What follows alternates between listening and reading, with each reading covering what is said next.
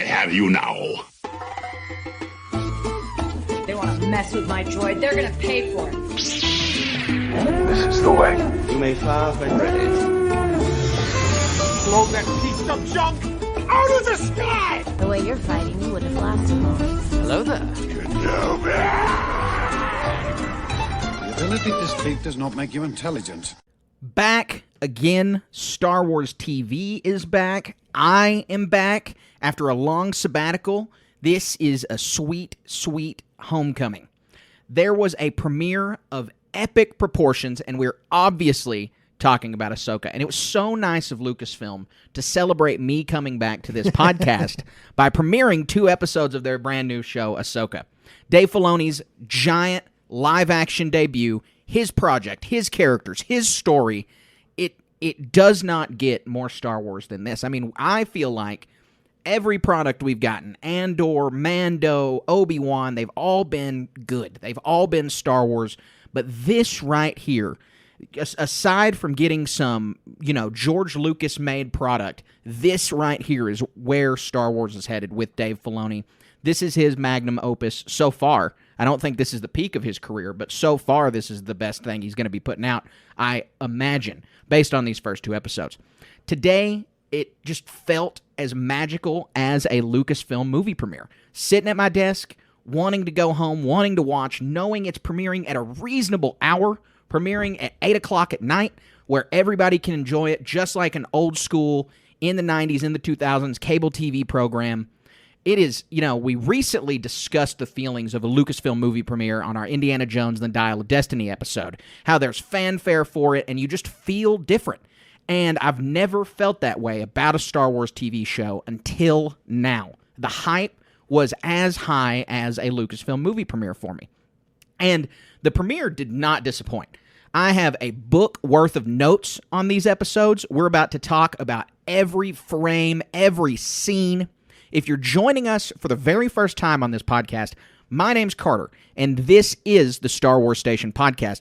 We bring you in-depth Star Wars news and commentary, and when there's new content like this TV show, you get an awesome play-by-play, shot-by-shot commentary on the show. And that's what our show is known for, is delivering you guys our thoughts on everything going on. We're a program for all kinds of Star Wars fans, whether you just watch the movies and the shows, or you can't wait for the next issue of the comic books to come out. We are here for you to talk about it. And I keep saying we, and I keep saying our, because I would be remiss if I didn't mention the man who's been piggybacking this project for the last month, who's been working on this during my hiatus, who's been carrying the Star Wars Station banner all by his lonesome, the corrupt Corellian himself, Colin Archer. Hey, Carter, man, it's so glad to have you back. And you couldn't put it better. What a time that you all do come back and we get to both extremely enjoy this Ahsoka. And what a show it was. I cannot wait to get into this. There's so much going on here. This is going to be a long one. You need to saddle up and get ready for a ride. I mean, we've got 2 episodes of TV to discuss, and it's some of the most galaxy-shaking episodes of TV I think we've ever seen. The amount of lore and background introduced in this piece, the amount of Star Wars properties that have been threaded together in this show, they're coming to a head right here in the first couple episodes already. And so, like you said, we're going to have a ton to talk about. But let's hop into our rapid reactions. And again, for those of you who may be joining this podcast for the first time, we do, for every Star Wars TV show, every Star Wars movie we can, a rapid reaction where Colin and I just finished watching it, and we give you our raw, unfiltered thoughts. If you're a patron, you get this a little bit early, and we have those for you right here, right now. He doesn't seem to take a hint, this guy. Rapid reaction time. Colin, 2-episode premiere of Ahsoka. There's a ton of high points. We got to talk about everything. What'd you think? What'd you think of the first 2 episodes? Oh, I just want more. The previews, we've watched them so many times. We know what's going to happen next, and I want more. I was hoping this second episode would have it, where they go down to the planet and do this stuff. And we have to wait till next week. Yeah. It's a shame, in a sense. But, oh, my goodness. You're absolutely right. You're absolutely right. I'll start out by saying high point, low point. High point, the directing in both the episodes was amazing. The shots, the way it looked, the direction of the show is everything that I wanted. And then I'll say low point, some of the CGI got me, and the dialogue is still a little clunky. But overall, this show is absolutely stellar. I mean, it hit on all fronts. It showed us exactly what we wanted. It got out there in the very beginning with the Night Sister aspect that we predicted a month ago on this podcast. I think that you did that. That was such a great point. It's given us a setup that puts us at even playing field with people who haven't watched Rebels because we don't know anything about the Ahsoka Sabine Master and Apprentice dynamic yet. And that was one of my favorite setups. Dave really hooked my interest with that. Right, to see what's going to happen. Yeah, everything. I really like Merrick, the Inquisitor. We don't know anything about his story. He didn't say a word. Obviously, he's working with the, and you talk about setups. Balin's skull. I mean, this mimics totally. You know, he disappeared at the end of the Clone Wars. It mimics totally Sabaoth. So we get so much development here that it's like we've only had the opening course to this massive buffet. So pumped. And I feel like we've been being set up in Mandalorian Season 3 for this because we saw a big glimpse into the way the New Republic government works and how it's kind of set up. So now we are seamlessly moving through the way the New Republic is set up, seeing Ahsoka work with the New Republic. Now, they have yet to answer a question that I think is a pretty big question mark here that we're going to have to get an answer to soon, and that is where is Luke Skywalker in all of this? And Jason Syndulla. Syndulla. Where is Luke Skywalker? And Jason Syndulla. That doesn't even cross my mind yet, but we know he's in it because the Lego set. We know he's going to be coming up because of the Lego set, but you're right. I hadn't thought about that one yet. Yeah. So, I mean, and there's Easter eggs galore in this thing. One of them that I caught very first of the first episode was Ahsoka's ships, T61974. June 6, 1974 is Filoni's birthday. So that is the tip of the iceberg on these things. And, I mean, we're not even going to catch them all. There's so many. One of my favorites, and I don't know, this is just more of an homage, but the shot that they had in the first episode of Shin looking out over the Lothal Plains, identical to the shot of Darth Maul from The Phantom Menace looking out over Tatooine. Yep. And I'll tell you, that felt like it added some weight to this story for me. Just giving us that directorial decision right there made me look at this and say, you know what? This is as big a story as the Skywalker saga. We're seeing the culmination of Dave's decades of work here. Yeah. And this was the tip of that iceberg. So another thing that I wanted to think a lot on this so I can elaborate on it a bunch is the dedication ceremony that had the plinth in the background with one of Sabine's the drawing of the Ghost Crew, and it is a carbon copy of what we saw in the cartoon and all this stuff, and this is it's not only a monument to the characters in the show, but it's a monument to the Rebels TV show, and Sabine, the character, is looking at this. And it says it's like this translation from a cartoon to real characters, and like the Loth Cats and all these other things. It is so phenomenal to see this jump off what so long ago now, relatively, this cartoon into real actors and stuff. It's so cool. I mean, we finally got to see live-action Lothal. And it's not just Lothal. I mean, so I'm sitting here doing a Rebels rewatch with my wife right before Ahsoka comes out. And then there's all of these Clone Wars references in this. Tons of Clone Wars references. I mean, Hu Yang himself is a Clone Wars reference. And so now we've got to get to work on the Clone Wars. So she's caught up on that. And it's so cool to see all of this stuff come together. And for Dave to bring this animated television world to live action, and from where we know it's headed, eventually to the big screen. Right. Yeah, it's got to culminate in that. I'm so pumped. I can't wait to talk more about this in excruciating detail on our full episode. I mean, there's just too much. Too much to get I know, into. Colin, we're going to have to go rewatch this, and tomorrow night we're going to hit it with our full-length episode. But right now, this is a Patreon exclusive, so everyone listening on Patreon, here you go.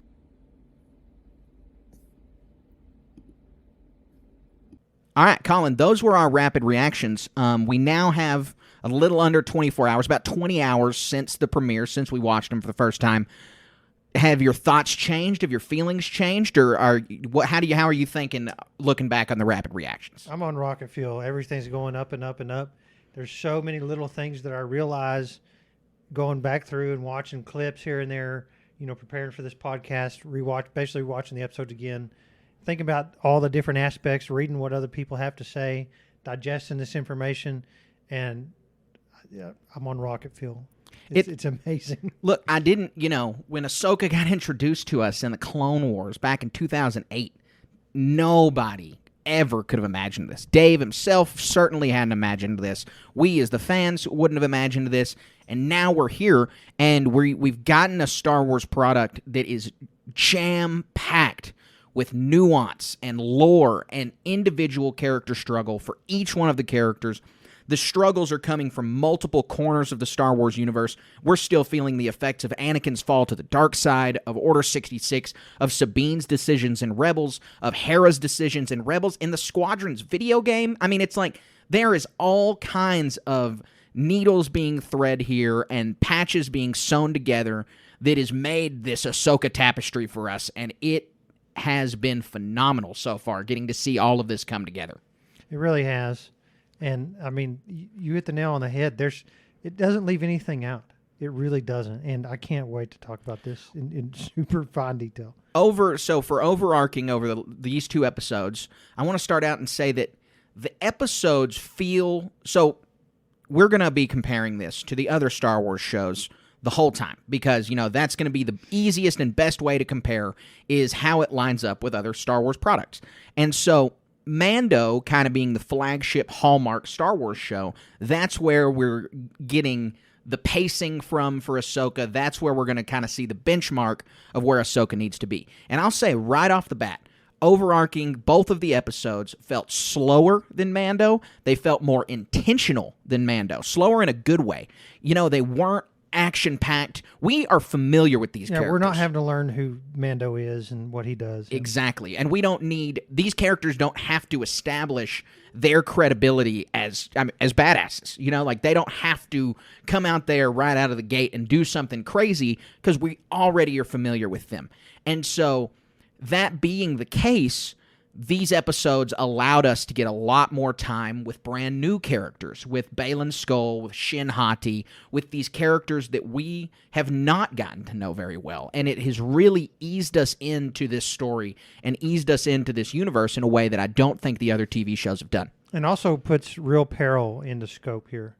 The characters on a very minor level in the repairing the relationships here, but also on this very large level of Thrawn being this threat that only the insiders and hardcore fans know about what this guy is. So many people haven't even watched the cartoon. I hope there's hundreds of thousands, if not millions, of people out here today going back and watching Rebels.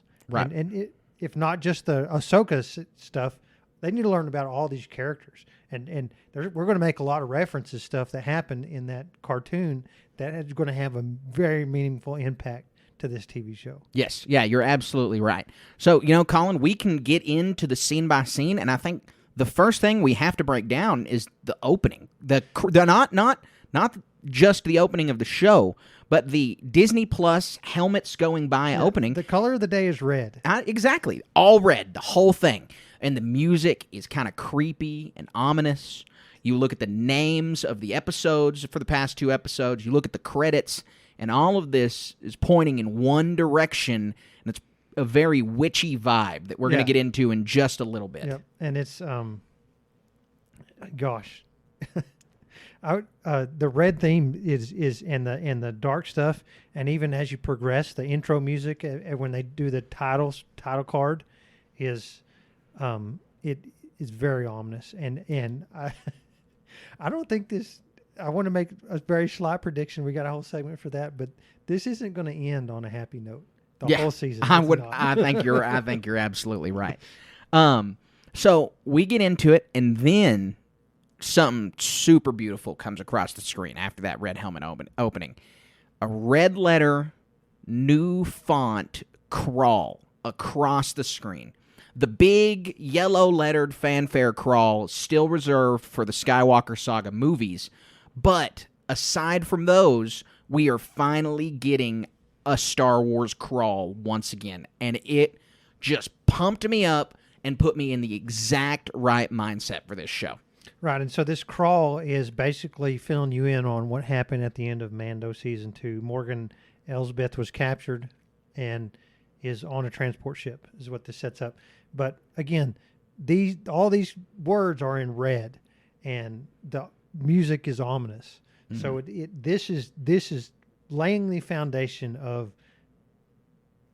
this is not going to be a fun, flowery, feels good journey. Right. It's not very lighthearted. And again, a lot of the just vibes. Star Wars is all about vibes, right? All of the vibes are pointing towards some dark, witchy kind of stuff brewing. And so you had mentioned the crawl, you had mentioned the red lettering there, and the music and how it's all coming together. And at the end of the crawl, it talks about this being Morgan Elsbeth on a transport ship back from where Ahsoka arrested her. Well, Ahsoka arrested her at the end of Season 2. So where does this show take place on the timeline? This is something we have had to wrestle with Mando for a long time now. It's something we're going to continue to wrestle with Ahsoka is where does this fit in? I mean, did Morgan Elsbeth and Gideon get sprung out around the same time because that they both would have been captured after the end of Season 2?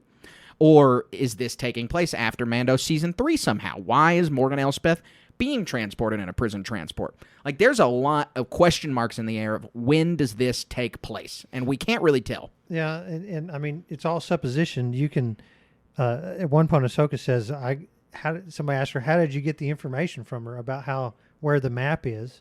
And, I used unapproved Jedi procedures or whatever. And so maybe she spent some time using those unapproved Jedi stuff to figure out where the map is. Right. So it opens after the crawl with a ship opening, just like all 9 of the Skywalker Saga movies open with a ship. It does the same. And so this already, with a cold opening like that of a ship just coming across the screen, already feels more like a movie than a TV show to me. Yeah. And the pacing and the stylization of all of it already feels more cinematic to me than a TV show, which makes me very excited because this story, I'm going to predict, is worthy of a movie. I mean, it's worthy of the size and the scope of a film, and that's what we're getting out of here. I can't wait to know the budget of this show. All the set pieces, all the art pieces are beyond what we could have ever fathomed. I mean, and so, we're playing this along so we can give a really good product. And the 2 Dark Jedi, that's a good conversation to have. Land on a Clone Wars era shuttle on this ship. Yep, the ETA shuttle. It is ripped off the cartoon screens, man. It looks great, and that's so the attention to detail. Yep. The disembarkment of them on this much larger cruiser, on this New Republic cruiser, is going to be super reminiscent of the Phantom Menace. I mean, this feels very Phantom Menace-y when Qui-Gon and Obi-Wan are disembarking from their ship onto the Trade Federation ship. The way that you have the natural Jedi Padawan cloaked, walking off of a ship, it just fits this vibe. And as you said, Dark Jedi. These guys are explicitly not Sith, and we don't know basically anything else about them, except that they aren't Jedi. And so getting to see them behave in this way is going to be really interesting to understand exactly where Baylan Skoll and Shin Hati's minds are at.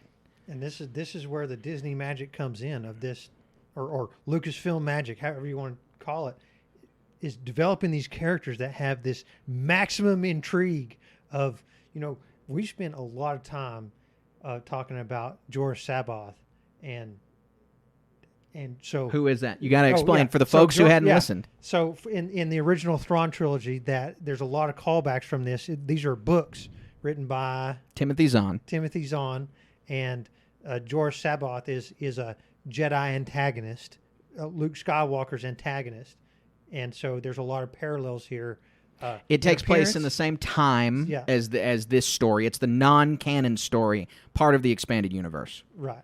And so it's very easy to make a logical leap that Jorah Sabaoth is Balin Skull. Right. They're These characters are parallel, that they're Right. similar to each other, and they don't share all the same attributes, but that for the most part they serve the same role in the story, which is a crazed Jedi elder from before Order 66. Right. And so we find out later that Huyang that he disappeared at the end of the Clone Wars. So that's just the tip of the iceberg for the origin on this character, and I cannot wait to find out more. Yeah, absolutely. And, we need to mention Balin Skull, played by the late Ray Stevenson. Stevenson passed away just a couple months ago, and so this episode, the first episode of Ahsoka, was dedicated to him, and it's kind of surreal. This is probably the last performance he ever gave in this role, and he does a great job in the first 2 episodes, and already makes you care a lot about Balin's character and who he is. He's such an imposing character. I mean, Ray Stevenson was massive. He's very tall. He's very broad-shouldered. And can you imagine this guy walking up? He's not just a normal Jedi. He's a fridge walking around swinging a lightsaber. It's not a positive experience coming across him. Right. And that's compounded by the fact that New Republic prison transport is crap. These guys are dog water. They lost Gideon. They've lost Morgan Elspeth. They're just like, someone's transmitting a Jedi code. Yeah, we're going to clown on these guys and let them land on our ship. In Mando, where they just show up and let everybody go and free everybody. This is that must be the crap duty of the galaxy. Oh, prison transport. Here's one of the most dangerous VIPs you can imagine. Go ahead, transport him. Yeah, and they're like, oh, they killed over the overcome. They say they killed half the security team. They killed 6 guys. You're telling me you had 12 people on security duty on your prison transport? This was wild. The New Republic, their bureaucracy is failing the most in their prison complex. Yep. So we get to see Balin and Shin free Morgan Elspeth, and this is the opening. They piece up the transport. They free Morgan Elspeth. In our Ahsoka trailer breakdown episode, we predicted this, but I don't want to go out on a limb and say we predicted it because it was pretty clear that this is how this was going to go down based on those trailers. And so the question raised from this scene where Balin and Elspeth interact are, who hired Balin and Shin? And we don't get that answer. Yeah, she knows him, and they know each other. They're Yes. acquaintances at least, and co-workers and confidants and like they're work hand in glove to accomplish whatever they're doing. Like they're old time partners. But they're very well. I wouldn't go so far as to say that. I would not go so far as to say that because of their interactions together. You can see in this scene that Balin is paying her respect, but that he says that the reason he came is because he was paid for, and because they're mercenaries. Yep. And so, who paid for them?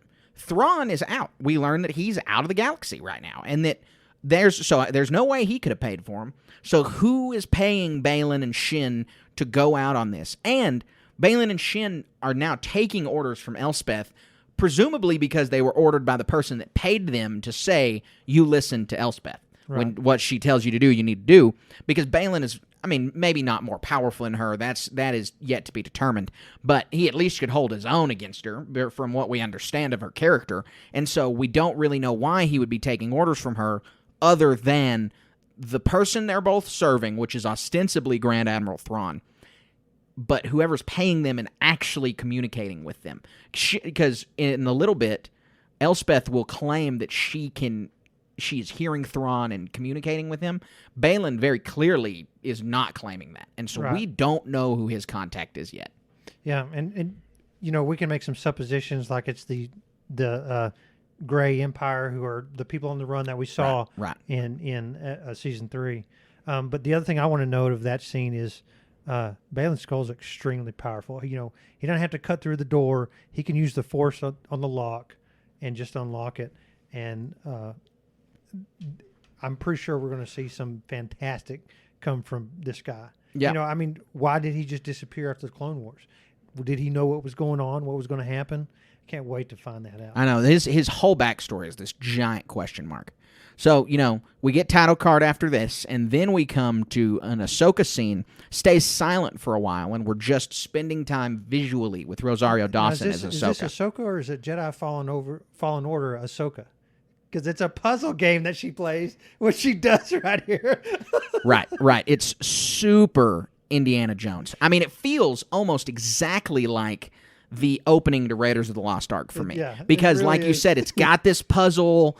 She's got to figure it out. She's in this ancient antechamber. The music feels Indiana Jones. The whole fact that the scene is so silent feels just like the opening of Raiders of the Lost Ark. When she's turning the columns, I was thinking Cal Kestis is going to jump out here. Let me help you with that. Right. And he's going to get an upgrade to his lightsaber. These puzzles are sitting all over the galaxy, apparently, just waiting for random Order 66 survivors to solve them. So we see that Ahsoka finds something in this chamber. It's a sphere, and we learn very quickly that it is a map to Thrawn's location. Yep. And so we see images of aliens around the rooms, carved into the wall. They really look like and you could call them real-world aliens, like aliens look on the X-Files. They got the big black eyes. Like, that's what they look like. But we know that this must be somehow connected to the Night Sisters and this other galaxy, leading us to think that the Night Sisters are probably connected to this other galaxy as well. Yeah, and that's something we don't get to see much in these first 2 episodes, except for Morgan Elsbeth, and there is so much more that's going to be revealed about this that it's going to be so enthralling to watch. One thing I was researching this, and somebody on the internet brought up that the orb that she finds almost looks exactly from another Disney movie called Treasure Planet, and it works the exact same way. Turn the edges, and it shows a whole galaxy map of where the treasure planet is in this old cartoon. And so I'm wondering if this is a callback or an homage to that, or a happy accident. Yeah, that's interesting. I wonder. So she gets out of the chamber and she begins to fight some HK droids. Yeah. So canonized, I think you mentioned this in the rapid reactions, canonized HK droids. And these guys are imposing. They have energy staffs or vibro staffs. I don't know what exactly you call those. Each of them are carrying blasters. And, of course, Ahsoka dispatches them readily in a very awesome and creative way. Cutting the holes in the ground to make them fall. And, of course, dicing the others up. There's 3 left at the end, though, and these guys are carrying pocket nukes. Dude, the fact that they go nuke mode is so crazy. Look, it's fine. It makes sense. Obviously, nuclear devices would exist in Star Wars, and they would be that portable. I mean, with all the other technology they have. I was just, when I saw this, like, that is crazy that's how they work. And we know that the IG droids have a self-destruct sequence, and we saw IG-11s on screen. This is like a firecracker. I mean, it is insane. They were able to salvage body parts from IG-11. Right. This is like these guys leveling. Are dust. Yeah, this is ridiculous. It is the 3 of them combined makes a massive nuclear explosion. It is just. It was hilarious. I could not help but laugh. But those droids look so cool. Oh, they look super awesome, and it's a cool ability. I mean, it makes sense. It is not disbelievable at all or unbelievable at all. It just catches you off guard. It totally does, because it is a huge explosion. Yeah. I just watching the ship fly away from the explosion. You're just like cannot comprehend how big it is. Anyway, getting to see Hu Yang back was a real treat. Yeah, in a major way. He's, we don't know a whole lot about him. He's only from a couple episodes of the Clone Wars.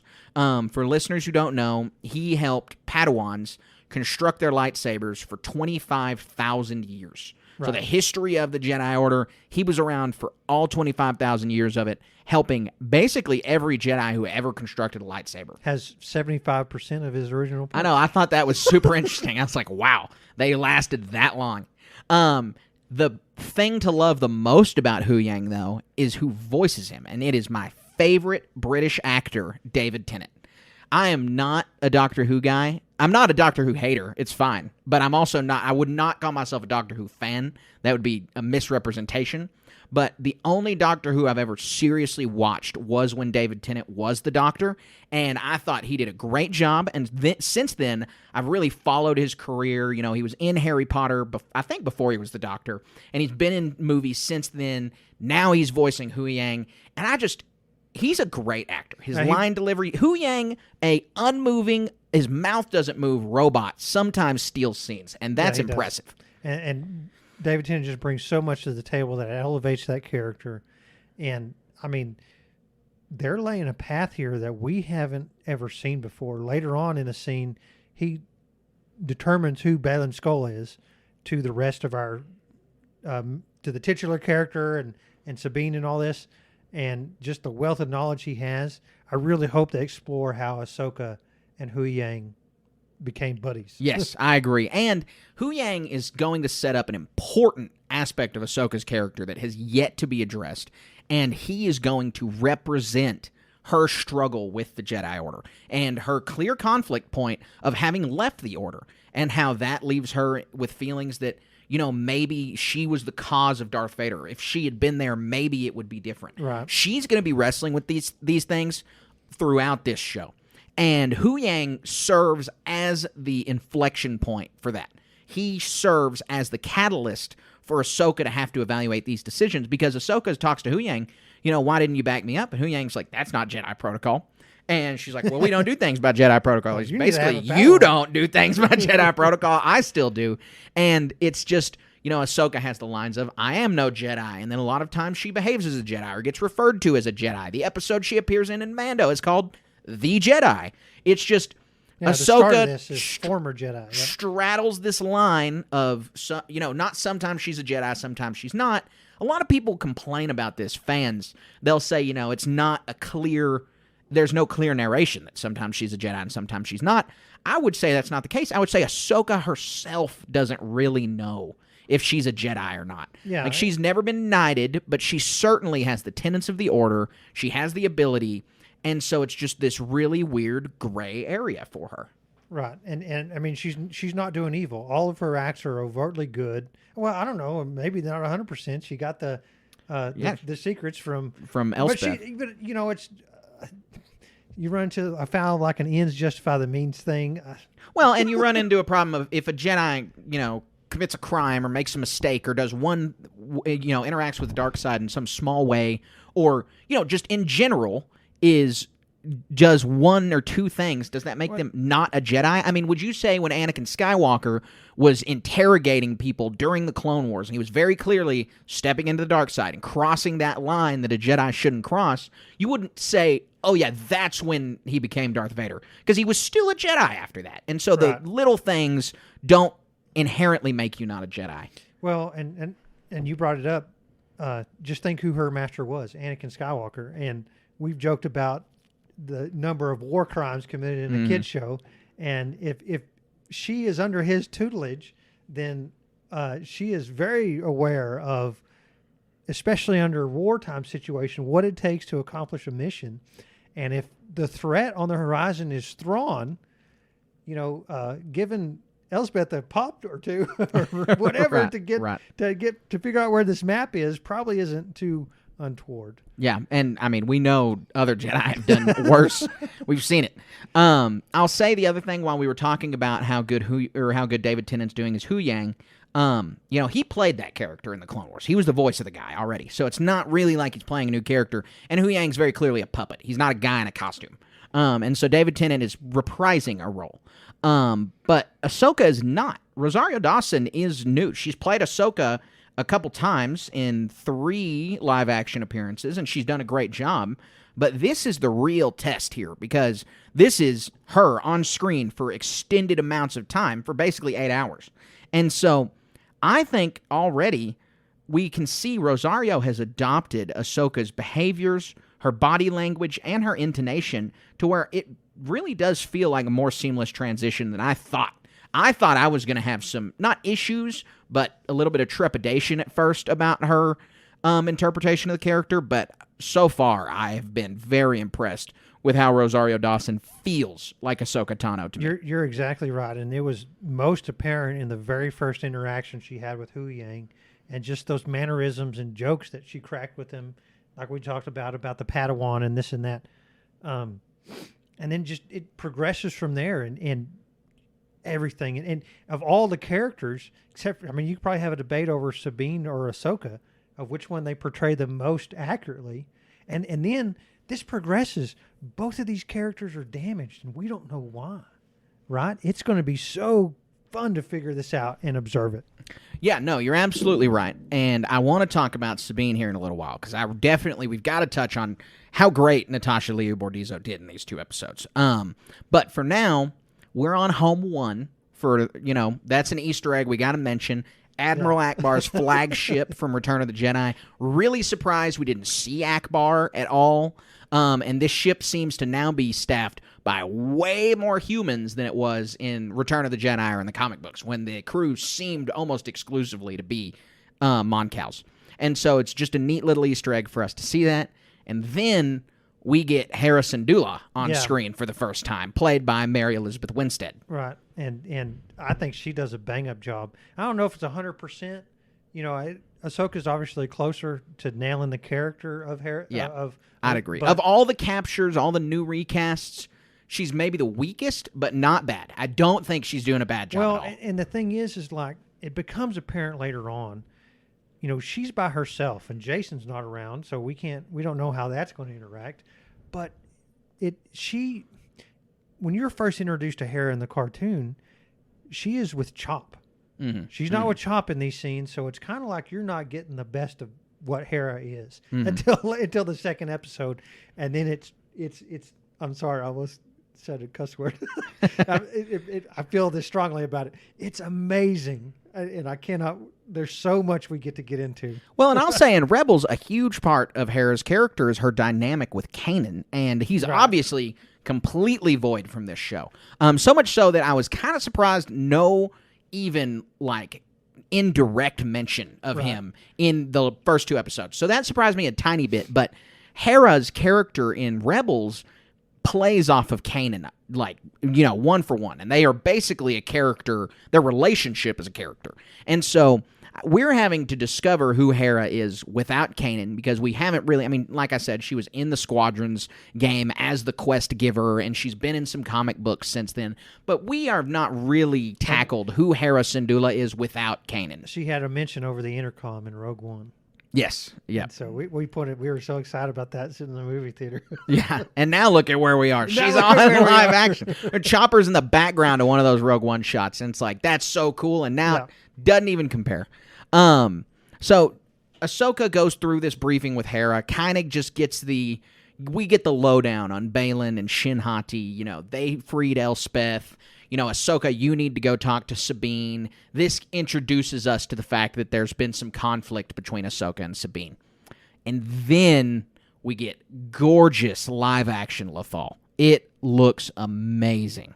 Yeah, and Clancy Brown is the first thing we see. What's the character he plays? Yeah, Clancy Brown plays Ryder Azadi. Ryder Azadi, and this is he is ripped off the screen. Oh, again, yeah, exactly. Well, because, he played, he voiced Ryder Azadi in Rebels, but they really made him look like Ryder Azadi, and Clancy Brown does not look like Ryder Azadi. Like, normally, like, just in day-to-day life, they don't look similar at all. And so I was very surprised that they made him look exactly like it. And having, again, any opportunity they have for the voice actors to reprise the physical roles, it works out really well. It's just seamless transition, because this is just an old guy. If you just saw him and he sounded different, they would definitely have to explain this is Ryder Azadi. But they don't have to do that because the voice is just right there. And Clancy Brown has an extremely recognizable voice. He does, and he's such a dynamic guy. Mr. Krabs, so many other roles that he plays. Mm-hmm. That's the most prominent one for me. From I would say Mr. Krabs is totally the most prominent that he's played. He also does Savage Opress. Yeah. He has a huge Star Wars role in the Clone Wars. Yeah, he was the evil guard in Shawshank Redemption, right? Yeah. So he's a long storied, very well done character actor, and I love every time he's on screen, and this is no exception. So in his speaking, this is a cheeky thing from Dave that it goes back to what we were talking about. When does this take place? He says several years ago the Empire was defeated. I paused my show and rewound it 10 seconds to listen again because I thought he said 7. I got so excited. I was like, we have a timeline. We know exactly when this takes place. And then, no, he just says several. Yeah. What does that even mean? We have no idea. Dave messing with us for sure. Yeah. So the other little tidbit in this is that Jai Kell, the senator that Ryder Azadi thrusts in front of the crowd, and that's a super cool little nod for him because he was one of the cadets in the Imperial Academy when Ezra infiltrated it. Jai shows up in like, I don't know, 10 of the Rebels episodes. Right. And so getting to see him as Lothal's senator now, that was a super cool nod. Yeah, you can tell he's super green, too, so he hadn't been doing it very long. And just being thrust out, just entertain the crowd, cover for me. Yeah, it was really good. This is the first we get to see of the mural, and I've got a lot to say about this later, but isn't it amazing? Oh, yeah, it looks great. People who are complaining about it is ridiculous. It is stylized art, live action. It looks good. It is an art choice, and I think it looks great. And so this is from the cartoon, and it's Sabine painted it, and it's the Ghost Crew, and it is. I mean, you can tell they cut it out of the wall and have made a monument. Very cool. It's got a Loth wolf and a Loth cat, and Zeb is in the back. Somebody mentioned they didn't make that art piece for Mandalorian just to not bring him in this. Right. So I'm waiting on pins and needles for him to show up. Yep, I totally agree. I can't wait for him to show up. He totally will. He absolutely will. So we then cut to Sabine taking a speeder bike out back to the communications tower where Ezra used to live, where Sabine currently lives. You know, she just moved into his house when he left. And so, and she wears his clothes. And so we see Sabine headed down here. The most notable thing about this scene is honestly the score. It is playing some hardcore, not hardcore. I mean, it's not like death metal, but it is rock music. It's playing some hard rock music that is not normally in Star Wars. We saw in Rebels, Zeb, avid rock music listener. We see him listening to rock music a few times in Rebels. And I don't want to say this doesn't have a place in Star Wars because that's just wrong. Obviously, all kinds of music are going to have a place in Star Wars because it's this wide galaxy. It doesn't fit the Star Wars vibe of classical music, but in this role, it obviously serves its purpose. It's Sabine's listening to it, as far as I can tell. Right. I mean, she's got it going on in her helmet, and so obviously that's what they're not all listening to classical music all the time, or cantina music. And so it's not out of canonicity at all. It makes perfect sense, and I just think the Kiners have done an amazing job cementing themselves as the new Star Wars music. You got Ludwig Göransson and the Kiners doing kind of the tag team for all these Star Wars scores. And, John Williams is the king. John Williams sets the precedent. But these guys are really creating some iconic Star Wars sounds and music and scores for us. And I'm really grateful that, we found good directors, we found good actors, and we are continuing to find good musicians that are delivering us Star Wars in all of the ways it needs to be. Again, Star Wars is all vibes, and it is in the right vibes. Yeah, it sets what the character is and does and all that other stuff. I saw somebody mention on Reddit that the music she's listening to, like the name of the band or something, is mentioned as something that Cal Kestis also listens to. That's awesome. That's just the kind of stuff you want. That is exactly what you want, in fact, is just to see that kind of continuity. And you could tell... Yeah, I think it's not a leap to assume that Cal Kestis and Sabine would be pretty good friends. Yeah, I think that's right. A lot of our discussions that are going to be coming up about Morgan Elspeth had me thinking a lot about Fallen Order and a lot about Marin. Oh yeah. And it's just those characters are gonna have to show up soon in live action. I mean, it's just time. Again, we've talked about it. I don't think they'll come until the third game. Until the third game's finished, I don't think they'll be released to be in TV or movies or anything. But when they come, they're going to have some cool relationships with some of our favorite characters. And of course, we can't mention that scene without mentioning the E-Wing.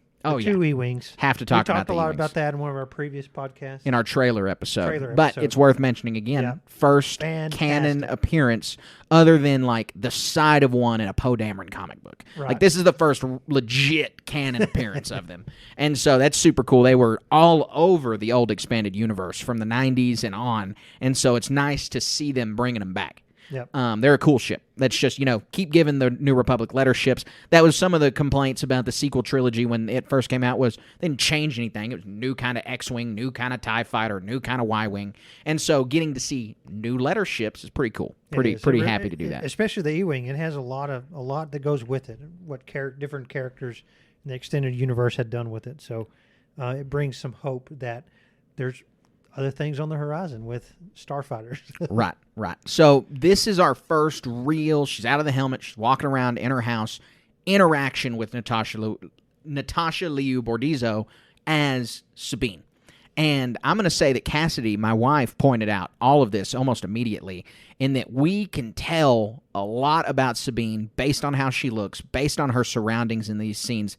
She is a woman in crisis right now. I mean, she's got chip nail polish, her hair is unkempt, the faded art on the walls in her background shows she has no muse as an artist right now. Just left a ceremony in her honor. Exactly. Like, she is not in a good spot right now. The same as Ahsoka is not. Like, as good as Rosario is doing as an actress, she's doing so good that we can understand that she is a little bit off in the way they're both acting, because they have gone through some kind of trauma.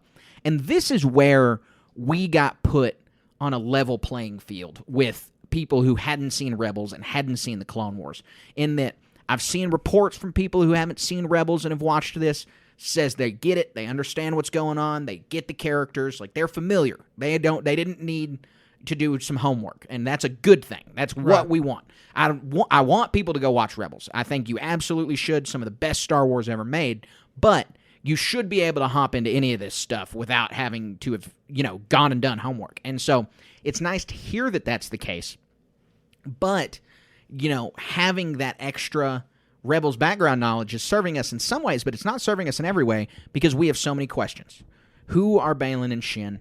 What is Ahsoka and Sabine's relationship like? Why is their relationship gotten to this point? Like, we have enough questions to where we're on a level playing field with people who hadn't seen this stuff yet. Right, and so the focus of her grief, I guess, is Ezra. She brings out the hologram of the final message Ezra gave her, and the whole show is billed as Thrawn as the primary antagonist, and for anybody at this point, especially, you learn about Ezra, and he's the hope that would be the counter to Thrawn, and of course not literally, because it's the Ahsoka show. But it's always this thing in the background: is he going to come back? Right. And so right, we think so. So it cuts next to that. We go back to the planet that Ahsoka had liberated the map from, and we see the smoking ruins of the exploded HK droids. Here, Shin Hati asks Morgan Elsbeth, what is this place? And this is where we start to get a big... It doesn't... Again, like, if you only knew the Star Wars movies, you might not feel like this is a big info dump. Because if you've only seen the movies, or even if you've only seen the TV shows, but not the animated ones, you don't even know what a Night Sister is. And that's something that I'm going to really, really wonder how they're going to explain and how they're going to navigate this, is getting all of the pertinent Night Sister information here. Because Elspeth talks about some Night Sister history that you would only know from the Clone Wars, or you would only know from the Fallen Order video games. And so she says, to answer Shin Hati, she says, an ancient temple built by my ancestors, the Night Sisters of Dathomir. So we called this, Colin, in our episode, in our Ahsoka trailer episode, that Morgan Elspeth is a Night Sister. And so this just opens up a floodgate of lore surrounding the Night Sisters. And so I want to take just a second to pull us out of the Ahsoka discussion and talk about some of this new Night Sister lore that we have got to cover. So the high points of what we learn are Morgan Elspeth is descended from the Night Sisters, and this is an ancient temple. This is an ancient location. And so this society has existed for thousands of years. The Night Sister Society has existed for thousands of years, just the same as the Jedi. And we don't know how long the Night Sisters have been around. Also given to us in these episodes is that the Night Sisters have more than Dathomir. Up till this point, I don't think it's ever been explicit that they had another planet other than Dathomir. In the expanded universe, they'd been to a few other places. But here, we see 2 new planets that were previous Night Sister strongholds, as they're referred to. And so they'd built temples and they'd built shrines. And so this leads me to believe that the Night Sisters were a much bigger deal in the galaxy at one point, and that's something we just haven't heard about. Like, did the Jedi go into conflict with them? Did the Night Sisters have their own little hegemon of space, similar to the Hapes Consortium or to Hutt Space or something like that? We don't really know here, and so it's a lot of information that's being dumped on us. And the thing I'll say about I'm wondering how they're going to explain some Night Sister context is Elspeth gives the line, "I'm a survivor," to Shin Hati. And so do you think that Elspeth, just like Marin, has this Grievous-shaped bone to pick with the galaxy? Like, she calls herself a survivor. She obviously feels some kind of tether to the Night Sisters. This gives us all kinds of, is she in the same clan as Ventress? Is she in the same clan as Marin? Like, did she know them? Did she know Mother Talzin? There's a lot going on with Elspeth's character. I mean, it went from random woman who is known to be Thrawn's ally to tons of questions. And this isn't even the only dimension of her character that opens up a bunch of questions. But right now, we're only covering the Night Sister part. Yeah, and what is her relation to Thrawn? I mean, like, they were Grievous wiped them out, right? You said that specifically. It's not some play on words. Right. But, yeah, so opening up a can of worms is an understatement here. And not only do they have the planet, I wrote down in my notes, the planet is called Argana. And Arcana. Arcana, okay, typo. And then there's another planet they go to later on that has, I think Balin called it like a refraction point or something like that. Yeah, Cetos is that planet. Cetos. And that is going to go to another galaxy. So that goes down another layer with these Night Sisters. Are they from another galaxy? Where are they from? And how do they get from here to there? Exactly. And there was a lot of rumor and speculation about the Ahsoka series a couple of years ago that a lot of this is backing that rumor up. And there was a lot of other pieces of that rumor that haven't been fulfilled yet that, with this being the case, I would not be surprised if we're going to get all that info soon. And so we'll talk about that here in just a minute. The only other thing I'll say about her as a Night Sister is, how did she get, worked into the Empire? Because it says that her and Thrawn were Imperial allies, so definitely under Palpatine. Like, how do you, with as prejudiced as the Empire is against aliens, and as much as they hunt down and kill Force users, how did Morgan Elspeth survive in this environment? And she's no slouch. She's got shipyards on Corellia. We find out later. And that's the other aspect of her character. Why does this Night Sister have all of this wealth and these shipyards on Corellia? Her character is this massive enigma. She has got a lot of background, and a lot of it does not add up to what we conventionally understand about the Night Sisters or about manufacturing. They're mostly tribal, and they're not exiles. They have persons who go out into the wider galaxy to accomplish a task. Asajj Ventress was recruited by Count Dooku, right? And then you got Marin, who is also a survivor. And then we have Morgan Elspeth. And then I guess you could say Darth Maul was snatched up by Palpatine. So, these people don't leave without good reason. And so was she? And she says a survivor point blank. So did she, after this Dathomir massacre, go out and build this? And yeah, it's intriguing. Tons of questions. I mean, we have no answers and a bunch of questions about her specifically. And then the other thing I'll say about this scene is it's the first time we get to see the bad guy crew all together, and they are a motley crew. You got a witch, an inquisitor, a fallen Jedi, and his new Padawan. It is a weird surrounded mix by of bad guys. In Clone Wars ships. Yes, exactly. Serving Grand Admiral Thrawn. I mean, it's just it is a crazy mix of bad guys. None of these folks, I mean, aside from the Inquisitor, none of these folks are what you think of when you think of the Empire. There aren't stormtroopers marching around. They don't have AT-ATs. They're not in TIE fighters. Right. They don't have the Imperial vibe, but all of these people have a deep connection to the Empire. And they're all super capable. Elspeth sends Shin Hati to Lothal by herself to retrieve the map. She's not like wanting to go in and say, the pins are set up, go knock them down, and use some extreme prejudice to do it. She's like, oh, your Padawan can handle this. We got other stuff going on. Right. And the last thing I'll say about the motley crew of bad guys is, where is Gilead Palin? We saw him in Mando, and in Mando Season 3. We might not know where this lines up with that. He may not be in the picture yet. But he mentions Thrawn explicitly, and we got to wonder, where is he? Maybe he's just keeping Thrawn's fleet in the background. He's somewhere out in the unknown regions keeping that part of Thrawn's, empire running, but we don't know yet. And so he was a big question mark for me, not showing up in either of these first 2 episodes.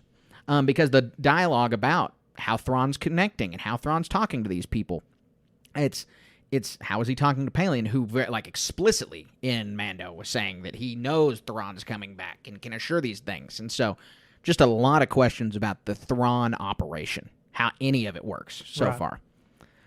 So we cut back to Sabine, and she's having a nightmare about Ezra. I mean, she hears Ezra calling, and then, just as it always is, the Force works in mysterious ways, and now her communicator's going off, and she has been contacted by Hu Yang. Yeah, I love all these scenes with the ships flying in. I love, the sounds and the vibe. That's the word of the day. Color of the day is red. Vibe is the word of the day. Right. And Ahsoka knows what she's doing. She's doing buzzing that tower. Yep. And so we see Sabine go. She speaks to Ryder Azadi. She speaks to Ahsoka. She speaks to Hu Yang. Ryder says, you need to hear Ahsoka out. And there's all this tension between them. And we see something's wrong. Something happened between their master and Padawan relationship that really strained with a knife. It's a big deal. Yeah, it is. And so they get Sabine to go on the ship and hear Ahsoka out. And we see Sabine's old bunk on the ship. And it shows us that, she had this life for a time. She asks Ahsoka, how do you do it? Travel around the galaxy? Where do you live? Where have you settled? Ahsoka's like, I live in this ship. And it kind of shows the struggle between Sabine's Mandalorian half and Jedi half right here, in that Mandalorians are very territorial. They're very dedicated to home. They have connections. They have attachments.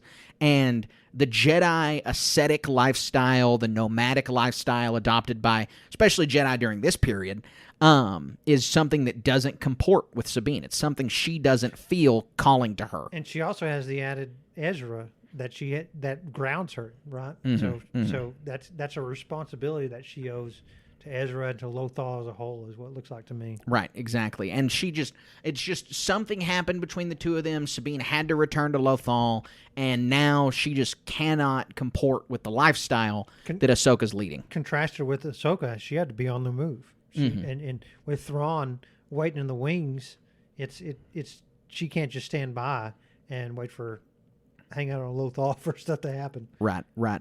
So Ahsoka kind of lets Sabine in on what this map's about. It can find Thrawn. It can find Ezra.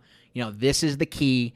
I think part of their tension is about Ahsoka very clearly cares way more about preventing the next war, about stopping Thrawn, and Sabine seems almost exclusively in it to find Ezra. And so there's going to be some tension built in right there. But, we see that Ahsoka basically has a complete lack of trust to Sabine at this point. She's not letting her leave the ship without the map. She's not going to let her take the map anywhere. And Sabine's like, I can't think in this space, because she's around her old tense master. She's in basically her old mobile home. Like, she can't really get it. She isn't connecting here. And so she needs to go to a better place to think. And Ahsoka just very clearly does not trust her. Yeah, and it's sad to see, and makes me thirsty to find out what these sticking points are for these characters. Right. And so, we have them getting a little bit of a disagreement about where to take the map, and then Hu Yang comes in and tells Ahsoka that he's got some information for her, and so they go to the back to talk about it, and this is where we get some really good Baylan Skull Jedi exposition. And this is Hu Yang's lightsaber mind database on full display, that he is known every pre-order 66 Jedi to ever exist. He has helped them build their lightsabers. He's got this catalog, and he is just going to be a very important character. And he is one of Hu Yang's services as a character will be to fill in audiences on things that they may have not seen or known about previous Star Wars iterations. Because the way he delivers all of these lines, and the way he talks about these lightsabers, and the history that just by him being there is lent to the show, gives a lot of important background and lore for everybody to understand. Yes, it does. And I'm so enthralled to see this develop for sure. And so Sabine, Ahsoka and Hu Yang have this conversation. Sabine is gone. Yep. She's got to do her own thing. And I don't, I think this is a good decision. She has to be in her space for her mind to work right. Yeah, and Hera is very understanding about this in a subsequent scene where Ahsoka and her are arguing about it, and Hera just gets it more than Ahsoka because of Ahsoka's Jedi upbringing, many reasons that we're going to learn throughout this show. One of the things that I love the most, this is where, so in Rapid Reactions, I talked about high point, low point, and I said high point was directing, and this scene is where I really, really hit it and said, this is a directing high point. This scene had the most buzz online. Of the way that Filoni paralleled the probe droid and the sinister dark side user standing watching the field exactly like Darth Maul in The Phantom Menace. I mean, I loved this scene. Probably my favorite scene of the 2 episodes combined was this little short scene of Shin spying on Sabine, because it just really lets us know we're in Dave Filoni's hands. This is his story. Dave's got such a grasp on the visual language of Star Wars, got such a grasp on how to parallel things but not be ham-fisted about it. Right. He is delivering Star Wars in the way that I want it always delivered. It's perfect. That scene spoke to me and showed me from the get-go this show is going to work. So many Clone Wars parallels make it intentional, and you couldn't have put it better. It's fantastically said. And so I appreciate that, because I really, like I said, the directing, and he's not the director of every episode. He's the writer of every episode, and that was one of my low points, is that dialogue. And we'll talk about dialogue some more here in a little while. But for directing of this episode and the subsequent episode, so far, both episodes masterfully shot. The way they look, again, like I said, I want to know this show's budget, because Andor has a blowout budget, and it looks gorgeous. But I would say this show looks just as good. It does. I mean, visually, it looks just as good as all the starships. Andor. Yeah. And so when you've had, a lot of complaints about the visual clunkiness of Obi-Wan, or how the sets felt constricted on Obi-Wan, we have some Star Wars live-action shows where that may be where they fell the most short, was in special effects and visuals.